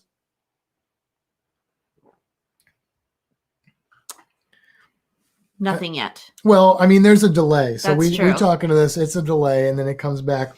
We'll see if anybody can come up with the answer. Second largest shark. And if you're listening out there and you're banging on your radio, shout at us. Yeah, we won't hear you, but do it. Mallory, hey, I didn't even see Mallory in there. Yeah, she got on right when we started. Okay, well, hello, Mallory and Andrew, and it is in fact the basking shark. Yes. Basking sharks do get rather large, and they are the second largest shark. Also a filter feeder, but unlike whale sharks that like the warm tropics, basking sharks like it cold. They're up north as well. And Google a picture of basking shark if you're not sure what they look like, because they are a funky looking shark. Really weird looking sharks. All right. We'll see if we get any questions, but we're going to go through our trivia here and we'll give you the answer. So what is the second largest shark in the world? The choices were great white shark, colossal shark, basking shark, or whale shark. Well, we just gave you the answer to that one. And of course, it is the basking shark. Right. And approximately how many sharks are killed by humans each year? We just went over this one too, right? So yes. Is it 10,000? I'll let you do this one. 100,000, 1 million, or 100 million? And the correct answer is 100 million. Wow, that's crazy, right? Yeah. 100 million. That's unbelievable. Insane. Unbelievable. We got to take care. It's just Earth Day. We got to take care of the planet. Not for the planet, but for us. This species. We need to take care of the planet. Anyway, enough of that. What are baby sharks called? Are they called pups? Are they called doo-doos? Are they called fry? Or are they called kits? And of course they're called pups. Puppy shark. And sharks are most closely related to which animal? Is it the killer whale? Is it the Komodo dragon? Is it the southern stingray? I was trying to do a southern belle and I was just doing like southern drawl. Is it a southern stingray? A southern stingray. I can't. Yeah, that's the best I got. Is it the red-bellied piranha? And it is, of course, the southern stingray. Southern stingray for 10, Bob. I don't know who Bob is, but southern stingray is the answer. What are bull sharks able to do that most other sharks cannot? Is it digest human flesh? No. Is it survive in sorry. I was like, why aren't you making the next one show up? All sharks, to my knowledge, can digest human flesh. They just don't. Is it survive in fresh water? Is it regenerate their teeth? Is it breathe air? It is survive in fresh water. There you go. Now, believe it or not, some sharks, like our sand tiger sharks, will gulp air to help with buoyancy. But yeah. Crazy. Approximately how many species of sharks exist in the world today, Kimbra? Is it 175? Is it 350? Is it 500? Is it 625? 500. I would name 500 sharks and anyway. Okay. The organ that helps sharks maintain neutral buoyancy is the liver, swim bladder, water wings, or lungs. And it is liver let die. Okay, I'll stop. Which sense allows sharks to detect things the furthest away? Is it their sense of direction? No. Is it vision, taste, smell, or hearing? What was that? Hearing. What? What? Hearing. And the answer is? It's hearing. Ah. That's the one that may throw you off a little bit there. Sharks use this unique sensory organ to detect electrical fields. Siri was going to start talking. Is it the lateral line? Oh, we spelled that wrong. There's not supposed to be an L there. Is it the ampullae of Lorenzini? Disregard the L. What? It's ampullae of Lorenzini, not lampullae of Lorenzini. Lampullae of Lorenzini is what you turn a light on with or something. Is it the Botticelli of Medici? For my Renaissance fans out there, I love Botticelli. And of course, anyway. Or is it the stud finder? I can't believe we didn't catch that.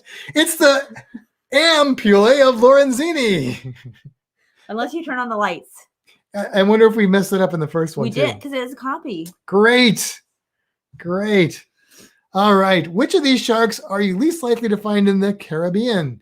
The nurse shark, the whale shark, the great white shark, or the hammerhead shark? Kimbra, which one is it? It's the great white shark. That's great and correct.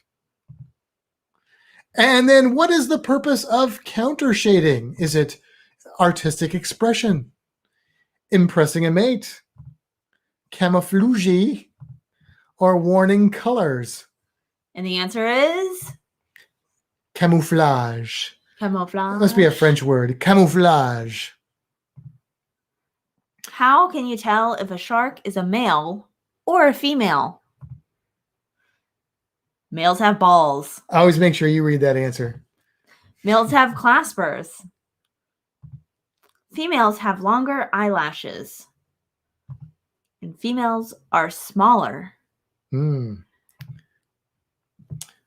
the claspers. It's the claspers. It takes two, baby. Me and you. Clasper one, clasper two. Oh my goodness. Oh, go ahead and read this one. Approximately how many shark attacks have occurred in the Bahamas and Caribbean since 1749? Is it 76, 267, 794, or 3,489? And that would be 76. A measly 76. What we didn't tell you is before 1749, there were thousands of shark attacks. No, there weren't. They just weren't recorded. What are shark skeletons made of? Bone. They don't have skeletons. Adamantium. Or cartilage. It's cartilage. Everybody knows that, right? I don't know. Does everybody know that? Does everybody know? I think everybody knows that. They do now. What shark is known to live the longest? It is known. Game of Thrones going on there. It is known. Is it the whale shark, the goblin shark, the Greenland shark, or the grandpa shark? It's, of course, that ancient Greenland shark. Oh, and that's the end of the PowerPoint. Let's see. Oh. I'm going to bring that out. Bloop. Okay. So that's, I don't think we got any questions. Did we get any? Oh, we got one. We did. So this is what I'm thinking. Since we are over our hour, let's go ahead and roll the credits. And then at the end, we can take questions. We can answer the questions. How's that sound? That sounds great. Okay. So on that note, it's time to head for the horizon. And until next time, seize the day. Have a fantastic week, everybody.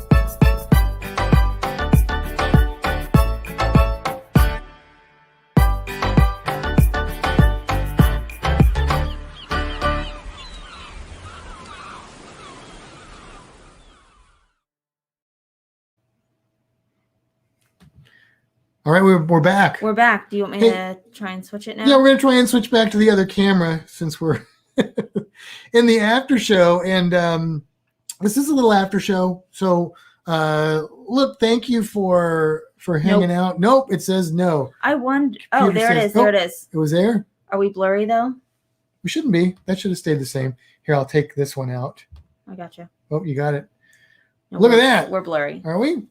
Here, let me just make a quick fine-tune adjustment here. How about now? We look great. Well, you look great. Aw, thanks. Okay, so we got shark questions? We got 2 questions. You've got questions, we've got answers. So the first one is from Mike, or the whole family. Lovies. The Lovelaces. Yes. Says, tell us more about nurse sharks. Well, they're not called nursing sharks. That's another thing I hear all the time. Oh, that drives me crazy. Right? Doesn't it? It's like gardener snake. There's no such thing as a gardener snake. There's a garter snake. Anyway, nurse sharks they're really cool sharks. If you read books that tell you how big they get, some of them will say they get like 20 feet long, but that's not reality. Nurse sharks usually average about 6 to 8 feet, and occasionally you might get a 10-footer or something like that. Maybe a 12-foot record setter. There's some weird records that are probably not accurate, that messes up a lot of information when you're looking up stuff on nurse sharks. But they're in the cat shark group, and they got the name nurse shark. Well, we don't really know for sure why. There are a couple theories about it, if I can remember off the top of my head. One of them is because they will go up to like little openings in the coral, and they'll like suck out lobsters and stuff they're nursing. But another one has to do with the like an old language for the word nurse, which means cat shark. We actually did nurse shark as one of our cruise creatures. We did. I think nurse sharks are really cool because if you look at them up close, they do have this like speckled, spotted look to them, and they have really beautiful like skin texture and stuff. It's really impressive looking sharks. And here's an interesting statistic about nurse sharks. If you were looking at shark attacks from those that were provoked, nurse sharks are probably the most common sharks to. Oh wow, Ian just gave us $20. Oh wow, thank you so much, Ian. Nurse sharks are probably responsible for more bites than any other shark species, at least in the United States and Florida, like the Caribbean, Bahamas, because people think they're harmless and they mess with them and they grab them and they get bitten, which, you know what? You deserve it. But if you don't bother a nurse shark, then they're not going to bother you at all. They're really not a dangerous shark at all, but really cool sharks. Cool. And then we've got one more question that popped up. Okay. It is from Dan. I'll let you read that one. It says Ben Lecomte, who swam across the Atlantic Ocean, had his accompanying boat emit electromagnetic fields to ward off sharks. Why would that work? So Dan, that's a great question. I'm glad you brought this up. So sharks pick up low-level electrical fields. So that means that's like, imagine a person who has a really good sense of hearing. Okay, so that really good sense of hearing is great if somebody's whispering, if you're listening for faint noises in the background. If somebody comes and starts blaring sound at you, that sensitive sense of hearing is going to be a real negative. And so for sharks, if you project like high electrical fields, it's going to push. Oh, thank you, Mike. It's going to push away, and I should say the Lovelace family, not just Mike. Yes. It's going to push away the sharks. It's going to they're going to go away from it. It's like when I hear the loud stereo in the parking lot. I'm not going towards that noise unless it's playing my music, which is probably not. I'm going to go the other way. So it's the same kind of thing. Another interesting thing, since you asked that question, when you watch a lot of the documentaries, especially the older documentaries on sharks, and they would lure them up to the boat and the cages and stuff, and you used to always see the great white sharks like biting the ladder and biting the cage. Well, it's not that those sharks are super aggressive and they're trying to bite the boat and the diver. we think what's happening is those sharks are getting close to the metal, and metal has an electrical field. It's confusing the shark, and it's almost like a reflexive thing where they would just bite into it or something like that. So that's one of the theories I've heard about that, which makes sense because they're and to prove this, Cousteau's did a great white shark study years ago, probably the early 1990s, and they I think they're the first ones to do this. I've seen other people do it though. Instead of doing a metal cage, they did an acrylic tube, and they wanted to study the great whites in a way that they didn't interfere with them as much. They wanted the sharks to have better visibility of them, and they wanted to not throw them off with the electrical fields. And they got totally different reactions from these sharks. They weren't like chumming the water to bring them over. They didn't have the metal, and the sharks were curious. They came up and there was some really cool video and photos of the sharks just kind of hovering with them, checking them out, but it was not aggressive at all.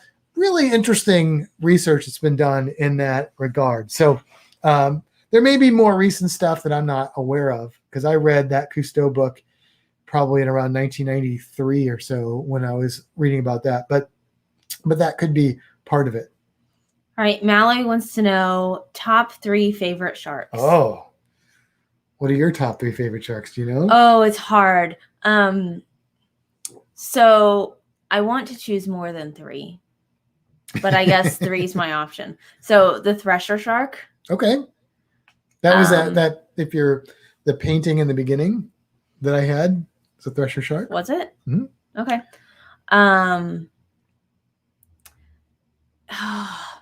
Can I choose 4? I don't know. You have to ask Mallory. Can I choose 4, Mallory? Hey, Tony Dowles is here. Yeah, I know. We haven't gotten there because you keep talking. I didn't know he was in. I just hadn't seen him. Can I choose 4? You can. Okay. Yeah. So choose 4. So here's the hammerhead. Okay.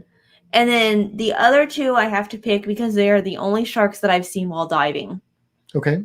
The nurse shark and the Caribbean reef shark. Okay, that's fair. That's fair. I have to choose them. So I like the other 2, but I have to choose the other ones.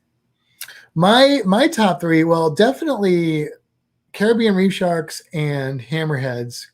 Any hammerhead species, but I'd really like to see a scalloped or a great hammerhead. Those are my top 2, hands down. When it gets into 3, it gets a little trickier for me. I really like whale sharks, but I think Greenland sharks are really cool. I like porbeagle sharks. Mako sharks, I think, are really cool. I would say, though, probably my number 3. Oh, man. Mallory said you can choose 4. Okay. I like blue sharks a lot. I love blue sharks. Blue sharks are cool. And the other ones I really like a lot are oceanic white tips. Really cool looking sharks. So Mike wants to know, tell why they're our favorite. So thresher sharks, I can hear that on there. Can you turn that off? I can. Sorry, I just don't want it to bounce You want me back. to just turn it? It's up to you. Thresher sharks are really cool because they have a really long tail that they whip around and stuff. Yeah, they whip it through schools of fish. Yeah, it's super cool. Hammerheads are cool because it's a hammerhead. What more do I really need to say about that? And then I already nailed it. I already explained the other 2. They're the only 2 I've seen diving, so I have to put them on my list.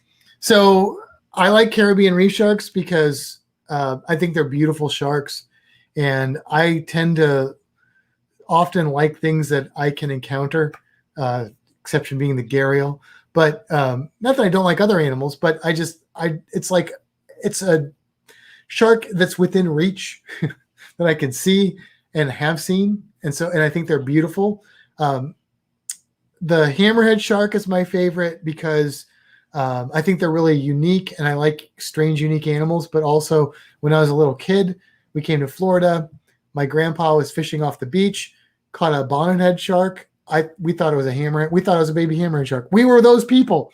And I got to hold it. Sadly, we killed the shark because we took it back, put it in the hotel bathtub, and it's terrible looking back at it. But at the time, it was a great experience for me because it just really hooked me on sharks. I mean, I already liked sharks a lot at that point, to be fair, but that shark was so cool and so different that pretty much did it for me with hammerhead sharks, and just seeing like the big migrations of thousands of hammerhead sharks. And I love Ampulia of Lorenzini, and they got the whole like full layout there.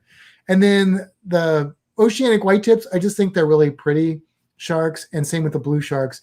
I think they're really neat looking and just beautiful. Just real blue sharks are so like just graceful looking, I think. And oceanic whitetips are just, I don't know, they're just cool looking.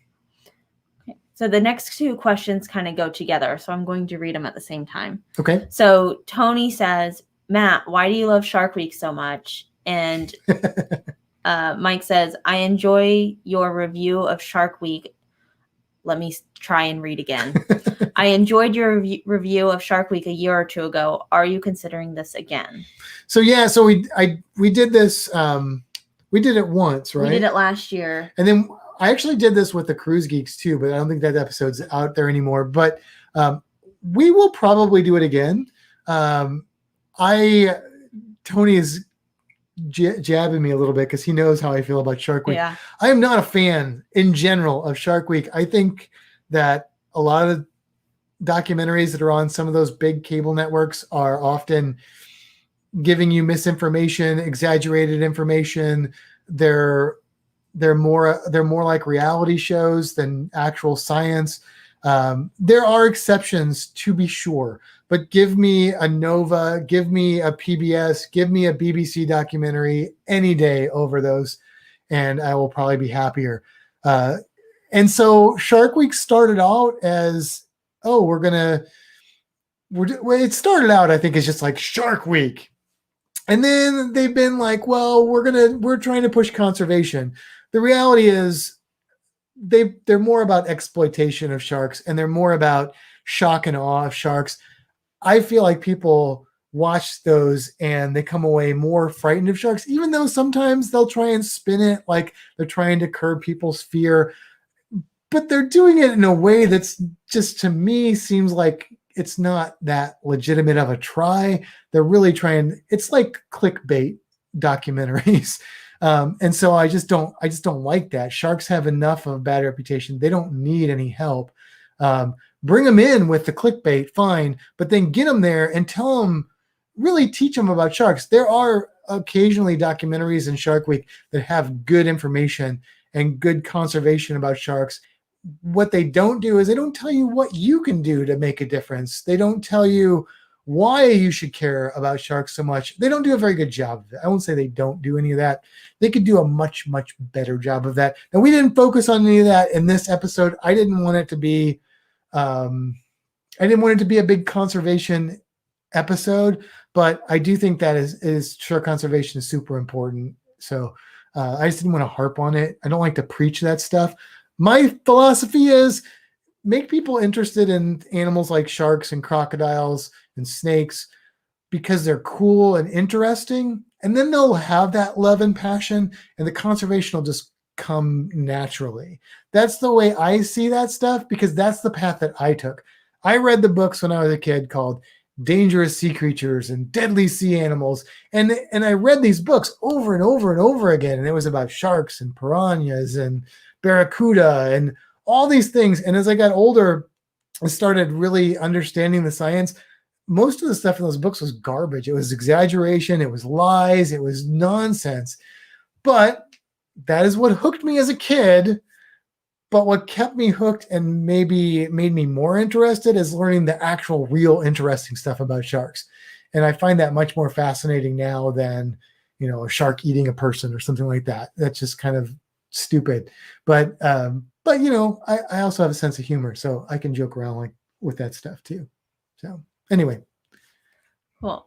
Stacy says, do sharks avoid dolphins? If so, why? So there's a lot of media about sharks and dolphins protecting people from sharks and stuff. And I think there are actual cases where that is a thing that has happened, but I don't think it's the normal thing that happens. Anybody that works with dolphins will tell you that dolphins are not necessarily the nicest animals in the world.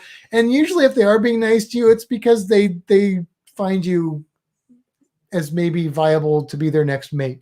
And they don't care if you're consenting or not. But sharks and dolphins, I mean, dolphins usually are going to be more formidable to the shark than the sharks are. They're smarter and they're able to get away from sharks. They're able to kill sharks. So typically sharks are not going to mess with dolphins. They're not normally a prey item for sharks. There are exceptions if there's an injured dolphin or something like that. Interestingly, orcas, which are technically dolphins, are eating great whites now. So, and that's just due to population dynamics and stuff, we think. But yeah, so they're going to avoid orcas because orcas will straight up eat great whites. So that's kind of an interesting thing that's been happening more frequently in the last, decade or so. Some interesting research going on that. Cool. That's it for our questions. Okay. Well, let's go ahead and wrap up the audio portion of this podcast. Thank you guys for tuning into the podcast. We'll say goodnight. Yeah. And now we're back because that was just us closing the audio podcast off, and we'll hang out for a little bit longer if anybody would like to. We know we've been on for quite a while though. So if anybody needs to go or you're just like tired of watching us, like we get it. At least we got our camera back. For now until it overheats again. I think we put the camera in like a little bit of a nook. Do you think that's what maybe it was? I didn't think it would overheat, but it did. And then also it's really hot in our apartment right now. So maybe our temperature in here with all the lights and everything is just heating up and we need to run a fan or just turn the air down when we do this or something. I don't know. Yeah. We'll have to figure that out. So what's everyone up to on their Friday night? Any fun weekend plans? What are we doing this weekend? I don't know what we're doing. We talked about going to Gatorland, but we did not get our free tickets. So no. We talked about going snorkeling. Yeah. Yeah, marketing crap. Exactly, Ian. It's what it is. I mean, I get it. Like, we do it on YouTube, I guess. We do the clickbait stuff on YouTube a little bit. But I don't know. I just feel like networks like Discovery Channel and Animal Planet have a responsibility. Sometimes I just don't think that they hold up their end very well. Gatorland is awesome. Yeah, Gatorland is really cool. I'm so glad you guys got to go. Charlie eating some emos. You see that? Jerk. Oh my goodness, I can't even click on anything. Real quick, you have to be fast because we want to keep chatting. You just keep talking. Mike says, what are the most common sharks off the coast of Florida? It depends on which coast. On our coast, on the West Coast, I think nurse sharks probably the most common. I know there are black tips, spinners, bull sharks are pretty common. There are probably other sharks when you get further offshore, but those are the ones that, and bonnethead sharks, those are the ones that people talk about seeing. I have seen black tips. I've not seen a nurse shark around here, but I know they are. And I have seen bull sharks. I was in the water, but I've seen them. We saw nurse sharks in the Keys. That's Florida. Right, but I was talking about this coast. Oh, okay. Yeah, in the Keys, Caribbean reef sharks, nurse sharks. Occasionally people see other species. On the East Coast, lemon sharks, silky sharks, tiger sharks, bull sharks, nurse sharks are seen pretty frequently. They've also got like black tips. If you go to that shark attack file, one of the most high density of shark attack areas in the world is Volusia County. And that's because of people that are bitten by like spinner sharks and black tip sharks that are surfing. They're not usually more than a nip, but they're shark attacks. So they go in the books. He's heard that bull sharks are mean and aggressive. Is that true?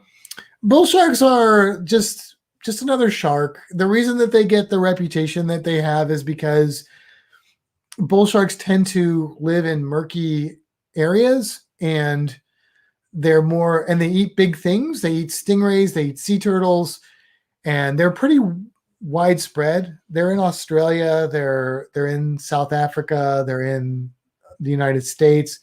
And so they tend to be one of the sharks that just makes more mistakes than other ones. If you see them in clear water, they're not really a big issue or a big concern. People dive with them all the time without any problems. But as far as sharks that attack humans, bull sharks are probably next to great whites. They're probably the most notorious. Great whites, bull sharks, and tiger sharks are the sharks that tend to attack people. And but there's reasons for that. And yeah. Cool. Tony's playing Call of Duty right now. He was only half listening, so he can listen on Monday. That works, Tony. Charlie's going to his niece's gender reveal party tomorrow. Oh, okay. Cool. Mallory likes the video podcast. Thank you, Mallory. It's probably Andrew as well. Probably. And Stacy agrees. Stacy said that Gina hit a deer with her car, so they're car shopping this weekend. Oh, wow. Yeah. Well, she's okay. I hope I'm assuming she's all right. Yeah. But yay, new car. Right? Right? I mean, hopefully your insurance will help cover some of that. Yeah. Let's see. Ian says he has nothing else to do. Just finished my hospital lunch. Not too bad. Lamb roast with veggies. Oh, okay. You get lamb roast in a hospital in Australia? That's impressive for a hospital. Man, it's not what I got. I've only been in the hospital once for the stay, and I did not get lamb roast. I've never stayed at a hospital. I've been in a hospital once. I had stitches in my forehead. I had my emergency appendectomy. Oh, Gina's fine. Good. Yes, good. That's good to hear. That is good to hear. Yeah. Huh. Interesting. I like lamb. I think lamb's more commonly eaten in, I know it's more commonly eaten in, like, I think Europe. I wonder if it's more common in Australia than it is. Like, you don't usually see lamb on restaurant menus here unless it's a fancy restaurant or something, and then you might see it. I don't know. I've only had lamb once, and it wasn't a great experience. No, we had it on the Royal Caribbean cruise we were on, and it was not. It was my least favorite meal. I've had good cruise. Lamb on cruises. This was not good lamb. It was not very good, and I like most of Royal Caribbean's food, but that was yeah. Mm-mm. I like lamb with an Indian food. Like lamb is my preference. But lamb's one of those things. I feel like it's got to be cooked right. If it's not cooked right, it can be pretty nasty. But if it's cooked right, it's like juicier and more tender than the best steak. Like if it's good, it's real. I mean, good. I'm willing to try it again. It wasn't very, very like good. A good lamb vindaloo. Oh, yeah, that's the stuff. Mike says, looking at cruises coming up or booking any. So we have 2 booked. We're not. Charlie. Next time you see you, Charlie, you're going to pay for this. We have 2 cruises booked. I don't think we're going to book anything else until we know cruising is officially back. I would like to go on an MSC in the spring. And I may have been talking to Michelle about maybe trying to convince Mike to do that too. If she has or has not said anything yet, I'm sorry. So the right question back at you there, Mr. Lovelace. Yeah, we have 2 cruises booked. I don't know if either of them will go. I'm hoping they both go. I feel more confident that the Virgin one's going to go, but we're hoping that our September cruise can go. I don't know what it's going to look like. I know the Down Under Cruisers are trying to get us to go on their cruise with the Spikers, and it's next October. Which sounds amazing, but it's just so hard because there's so many cruises we want to go on, and just trying to figure out like vacation time and stuff like that. That's why she was watching MSC videos. That's why, Mike. That's why she's watching MSC videos. That's it. Yeah, MSC just look like a cool cruise line. She's been talking to me. That's why you're on Nutrisystem right now too. Oh, I was like, let's get fit together. And she's like, all right, we got Nutrisystem. But those Buc-ee's things are not Nutrisystem. No, but they only had a couple. And They then did. I think And then Anthony took the rest. And says, lamb is our common meat here. I prefer lamb to beef. Yeah, see, I thought so. Bev's getting the gooey butter cake out of the oven right now. Dang it! Here's the thing, though. The gig is up, Charlie, because now I know you're full of baloney. Because first it was Emo's Pizza, then it was toasted raviolis and Ted Drew's, and now gooey butter cake. No, those are all St. Louis things, by the way. If you're not familiar, that they are tormenting me with, and those are not all happening tonight at your house. I don't believe that. Because I'm the one that suggested NM. Is that supposed to be Nutrisystem? Maybe Nutrisystem. I don't know. Probably. Or No. it's not the beaver nuggets. So no, he said he only had 4 of those. Oh, well, that's not. I'm impressed. That's not bad. Because I wouldn't have been able to stop at 4. I know, that's the problem. Yeah. It's hard to stop at 4. Actually, well, we had those once, and that was with Roy and Amanda. Yeah. And they had some, and they were all right. It did taste like cereal to me a little bit. That was good. I I liked them. I mean, they were good. Yeah, I liked them, but I think it's one of those things. I think if I ate too many, I would have to, I'd be like, whoa. Oh, I could eat them. You could just eat them? Uh-huh. Tony wants to know if we could be any shark for a day, which would you be?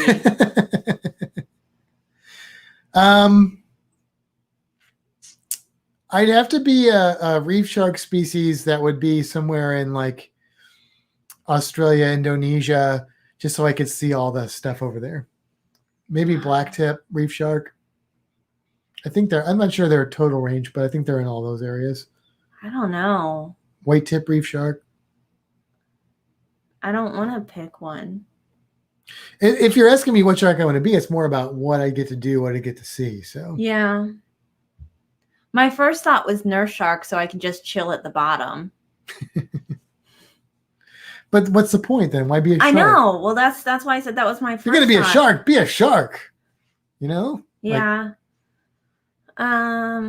Maybe a whale shark that I can just be like, move out of my way. I thought about that because then you cover a lot of ground. But if it's just for a day, you're just in open water. You might see some manta rays and some cool stuff. Maybe a mola mola or something like that.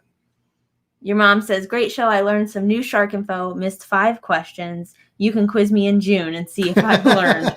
Oh yeah. How did you guys do? Did you guys improve on your questions? Did you get them all right the first time? Did you do a lot better on the second one or about the same on the second one?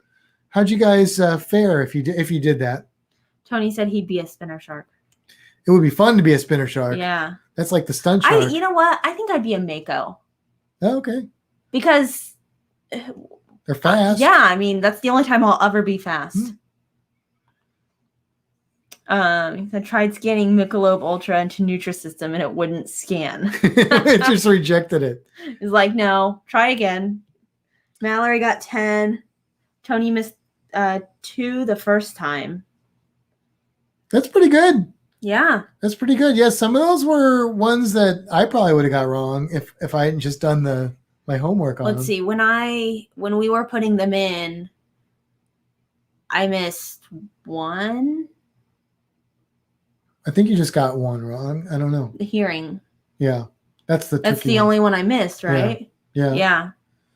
And now I know, so I won't miss it next time. Yep. I can tell you, I've told a lot of people. Andrew got 9 of 15. Oh, nice job, Andrew. 13. I think it was only 13. It was 15. Was it 15 questions? Yeah. Oh. I've told a lot of people that sharks could detect a drop of fish oil in an Olympic-sized swimming pool, but that's not apparently accurate. So that was an assumption that was made that is not quite accurate. So it's interesting. There's still some people that are like not ready to give up on that, but I don't know. I found a whole research paper on it, and it was pretty convincing to me. So they still have an excellent sense of smell, though. I don't want to take that away from them. It's like when people get let's rephrase that. When people get like offended by Pluto not being a planet, it's still a planet. It's a dwarf planet. It's not anything less. It's just that we recategorized it to be more specific. Mike says a Kahoot trivia game would be fun on a live about marine life. I don't know what Kahoot is. I don't either, but we'll have to find out because that would be fun to do like a trivia. Hey. I know there's another live stream that does trivia. I think it might have been the cruise. There's a Cruise Life does trivia that was on Lovey's last night. Oh. Yeah, they might have talked about that. What do you think about real quick? Because we should probably get off soon. But what do you think about real quick? Seeing if anybody wants to jump on and chat with us. Yeah, throw the link in there. Yeah, I know we've been on a long time. Yeah, but people can tune out if they want. And she's going to put the link in there. So if anybody does want to jump on, you can. You don't even have to turn your camera on, but we'd like to see you if you're willing. Yeah. We also turned off the bot thing's pickiness, so hopefully, I don't think it flagged anybody tonight. No, I didn't see it tonight. My mom agrees with Lovey about something. Trivia game. The trivia game. Yeah. Oh, what's Tony saying over there? Oh, Harry Potter trivia. I picked Kimbra as a team. Oh yeah, that would be fair. Tony and Kimbra as Harry Potter trivia people. I'm in. Yeah, okay. We'll take Anthony too. He hasn't read the books, but I'm working on it. It's a fresh mind looking at him, so that's right. Okay. Yeah, that ain't gonna fly because Charlie's getting off. All right, well, Charlie, Bev, can't wait to see you guys again. Thanks for tuning in, guys. Well, they're really good friends. They took me to my first rock concert, and Charlie's a scuba dive buddy, but they're friends of the family, friends of mine for years. Awesome people. He said it's an app. You download it and you set up the questions as the host in advance. Okay, that's cool. We'll look into that because I do like trivia, and we can make it easier or harder or stuff like that. Mike says no Harry Potter trivia. Heck no. I would lose at Harry Potter trivia. I mean, I've seen all the movies and stuff. Wow, my hair is a mess. Only thing is we don't have any volume. Oh. It's not on your end. It's on our end. Okay, now we can probably hear you. Can you hear me now? Yes. Yes. Hey, guys. And I'm going to get crazy up in here. Ooh. It's the blue screen. The blue one. How you doing, Tony? Great. Just got done playing some Xbox. It's all turned off now, but are you playing the newest Call of Duty? I don't even know what the newest one is. I was playing Warzone, and they updated the Verdansk map. They made it like 1981 is when it's supposed to be. Oh wow. And they didn't really change anything except like color, and the graphics are terrible and clunky now. I've played Call of Duty games, but not for a while. I don't know. The last one I played was a World War II one, but that's probably not very telling with Call of Duty games. I typically play the World War II games more so than any other ones because it's the most interesting to me, but I play Call of Duty when my friends want to play something together. Otherwise, I'll play like Rocket League or any kind of survival game. If I play the Call of Duty where it's people against people, I'm terrible at it. Like I'll do like the campaign ones, but yeah, I'm really bad. I used to play those kind of games with a friend of mine. He would just hide away and snipe me all the time. And he'd just wait till I got bored and like started running around looking for him, and then I'd get sniped. And then I was like, okay, this is probably not my game. Hey, besides singing Reno Happy Birthday, did you guys do anything special? For Reno? Yeah. He got a cake. He got those on. He got a cupcake. Yeah, I got him two. I gave him one Thursday night, and then he got one on camera. That's all he got. I used to get him like big cakes, but when we went to the place, they were like, "Yeah, you can get this cake for $20," and I'm like, yeah, I'm not going to get him a $20 cake. And she's like, oh, well, we have this smaller one over here in the freezer for $37. And I'm like, I just said I'm not going to spend $20. And then you're going to offer me a smaller, more expensive one. I'll get 2 cupcakes for $4. Yeah. The reality is he'd rather have an ice cube. Yes, So that's true. that's his treat of choice. So, Fun. All right, guys. Well, I am heading to bed. So have a wonderful night. well, thanks for popping in, Yeah. Tony. Yeah. Take care. See ya. That was cool. Yeah, cool. All right. Well, we've been on for like 2 hours. We have. It's probably So time to say goodnight. It is time. And if you are just weirdly joining us right now, go back about 40 minutes maybe, and that's when the podcast ended. Go back to 15 minutes into this video, and that's when the podcast really starts. We did the podcast, had a little time to hang out before and after. But thank you guys all for tuning in. If you're still listening and watching at this point, or will just be watching at this point, thank you so much. Don't forget to subscribe to the channel, hit the bell so you're notified, and Like us. Thumbs up. Yeah. And if you didn't like it, hit it twice. Right? sure, that's right. Isn't that Hit it how it twice. works? That's how it works.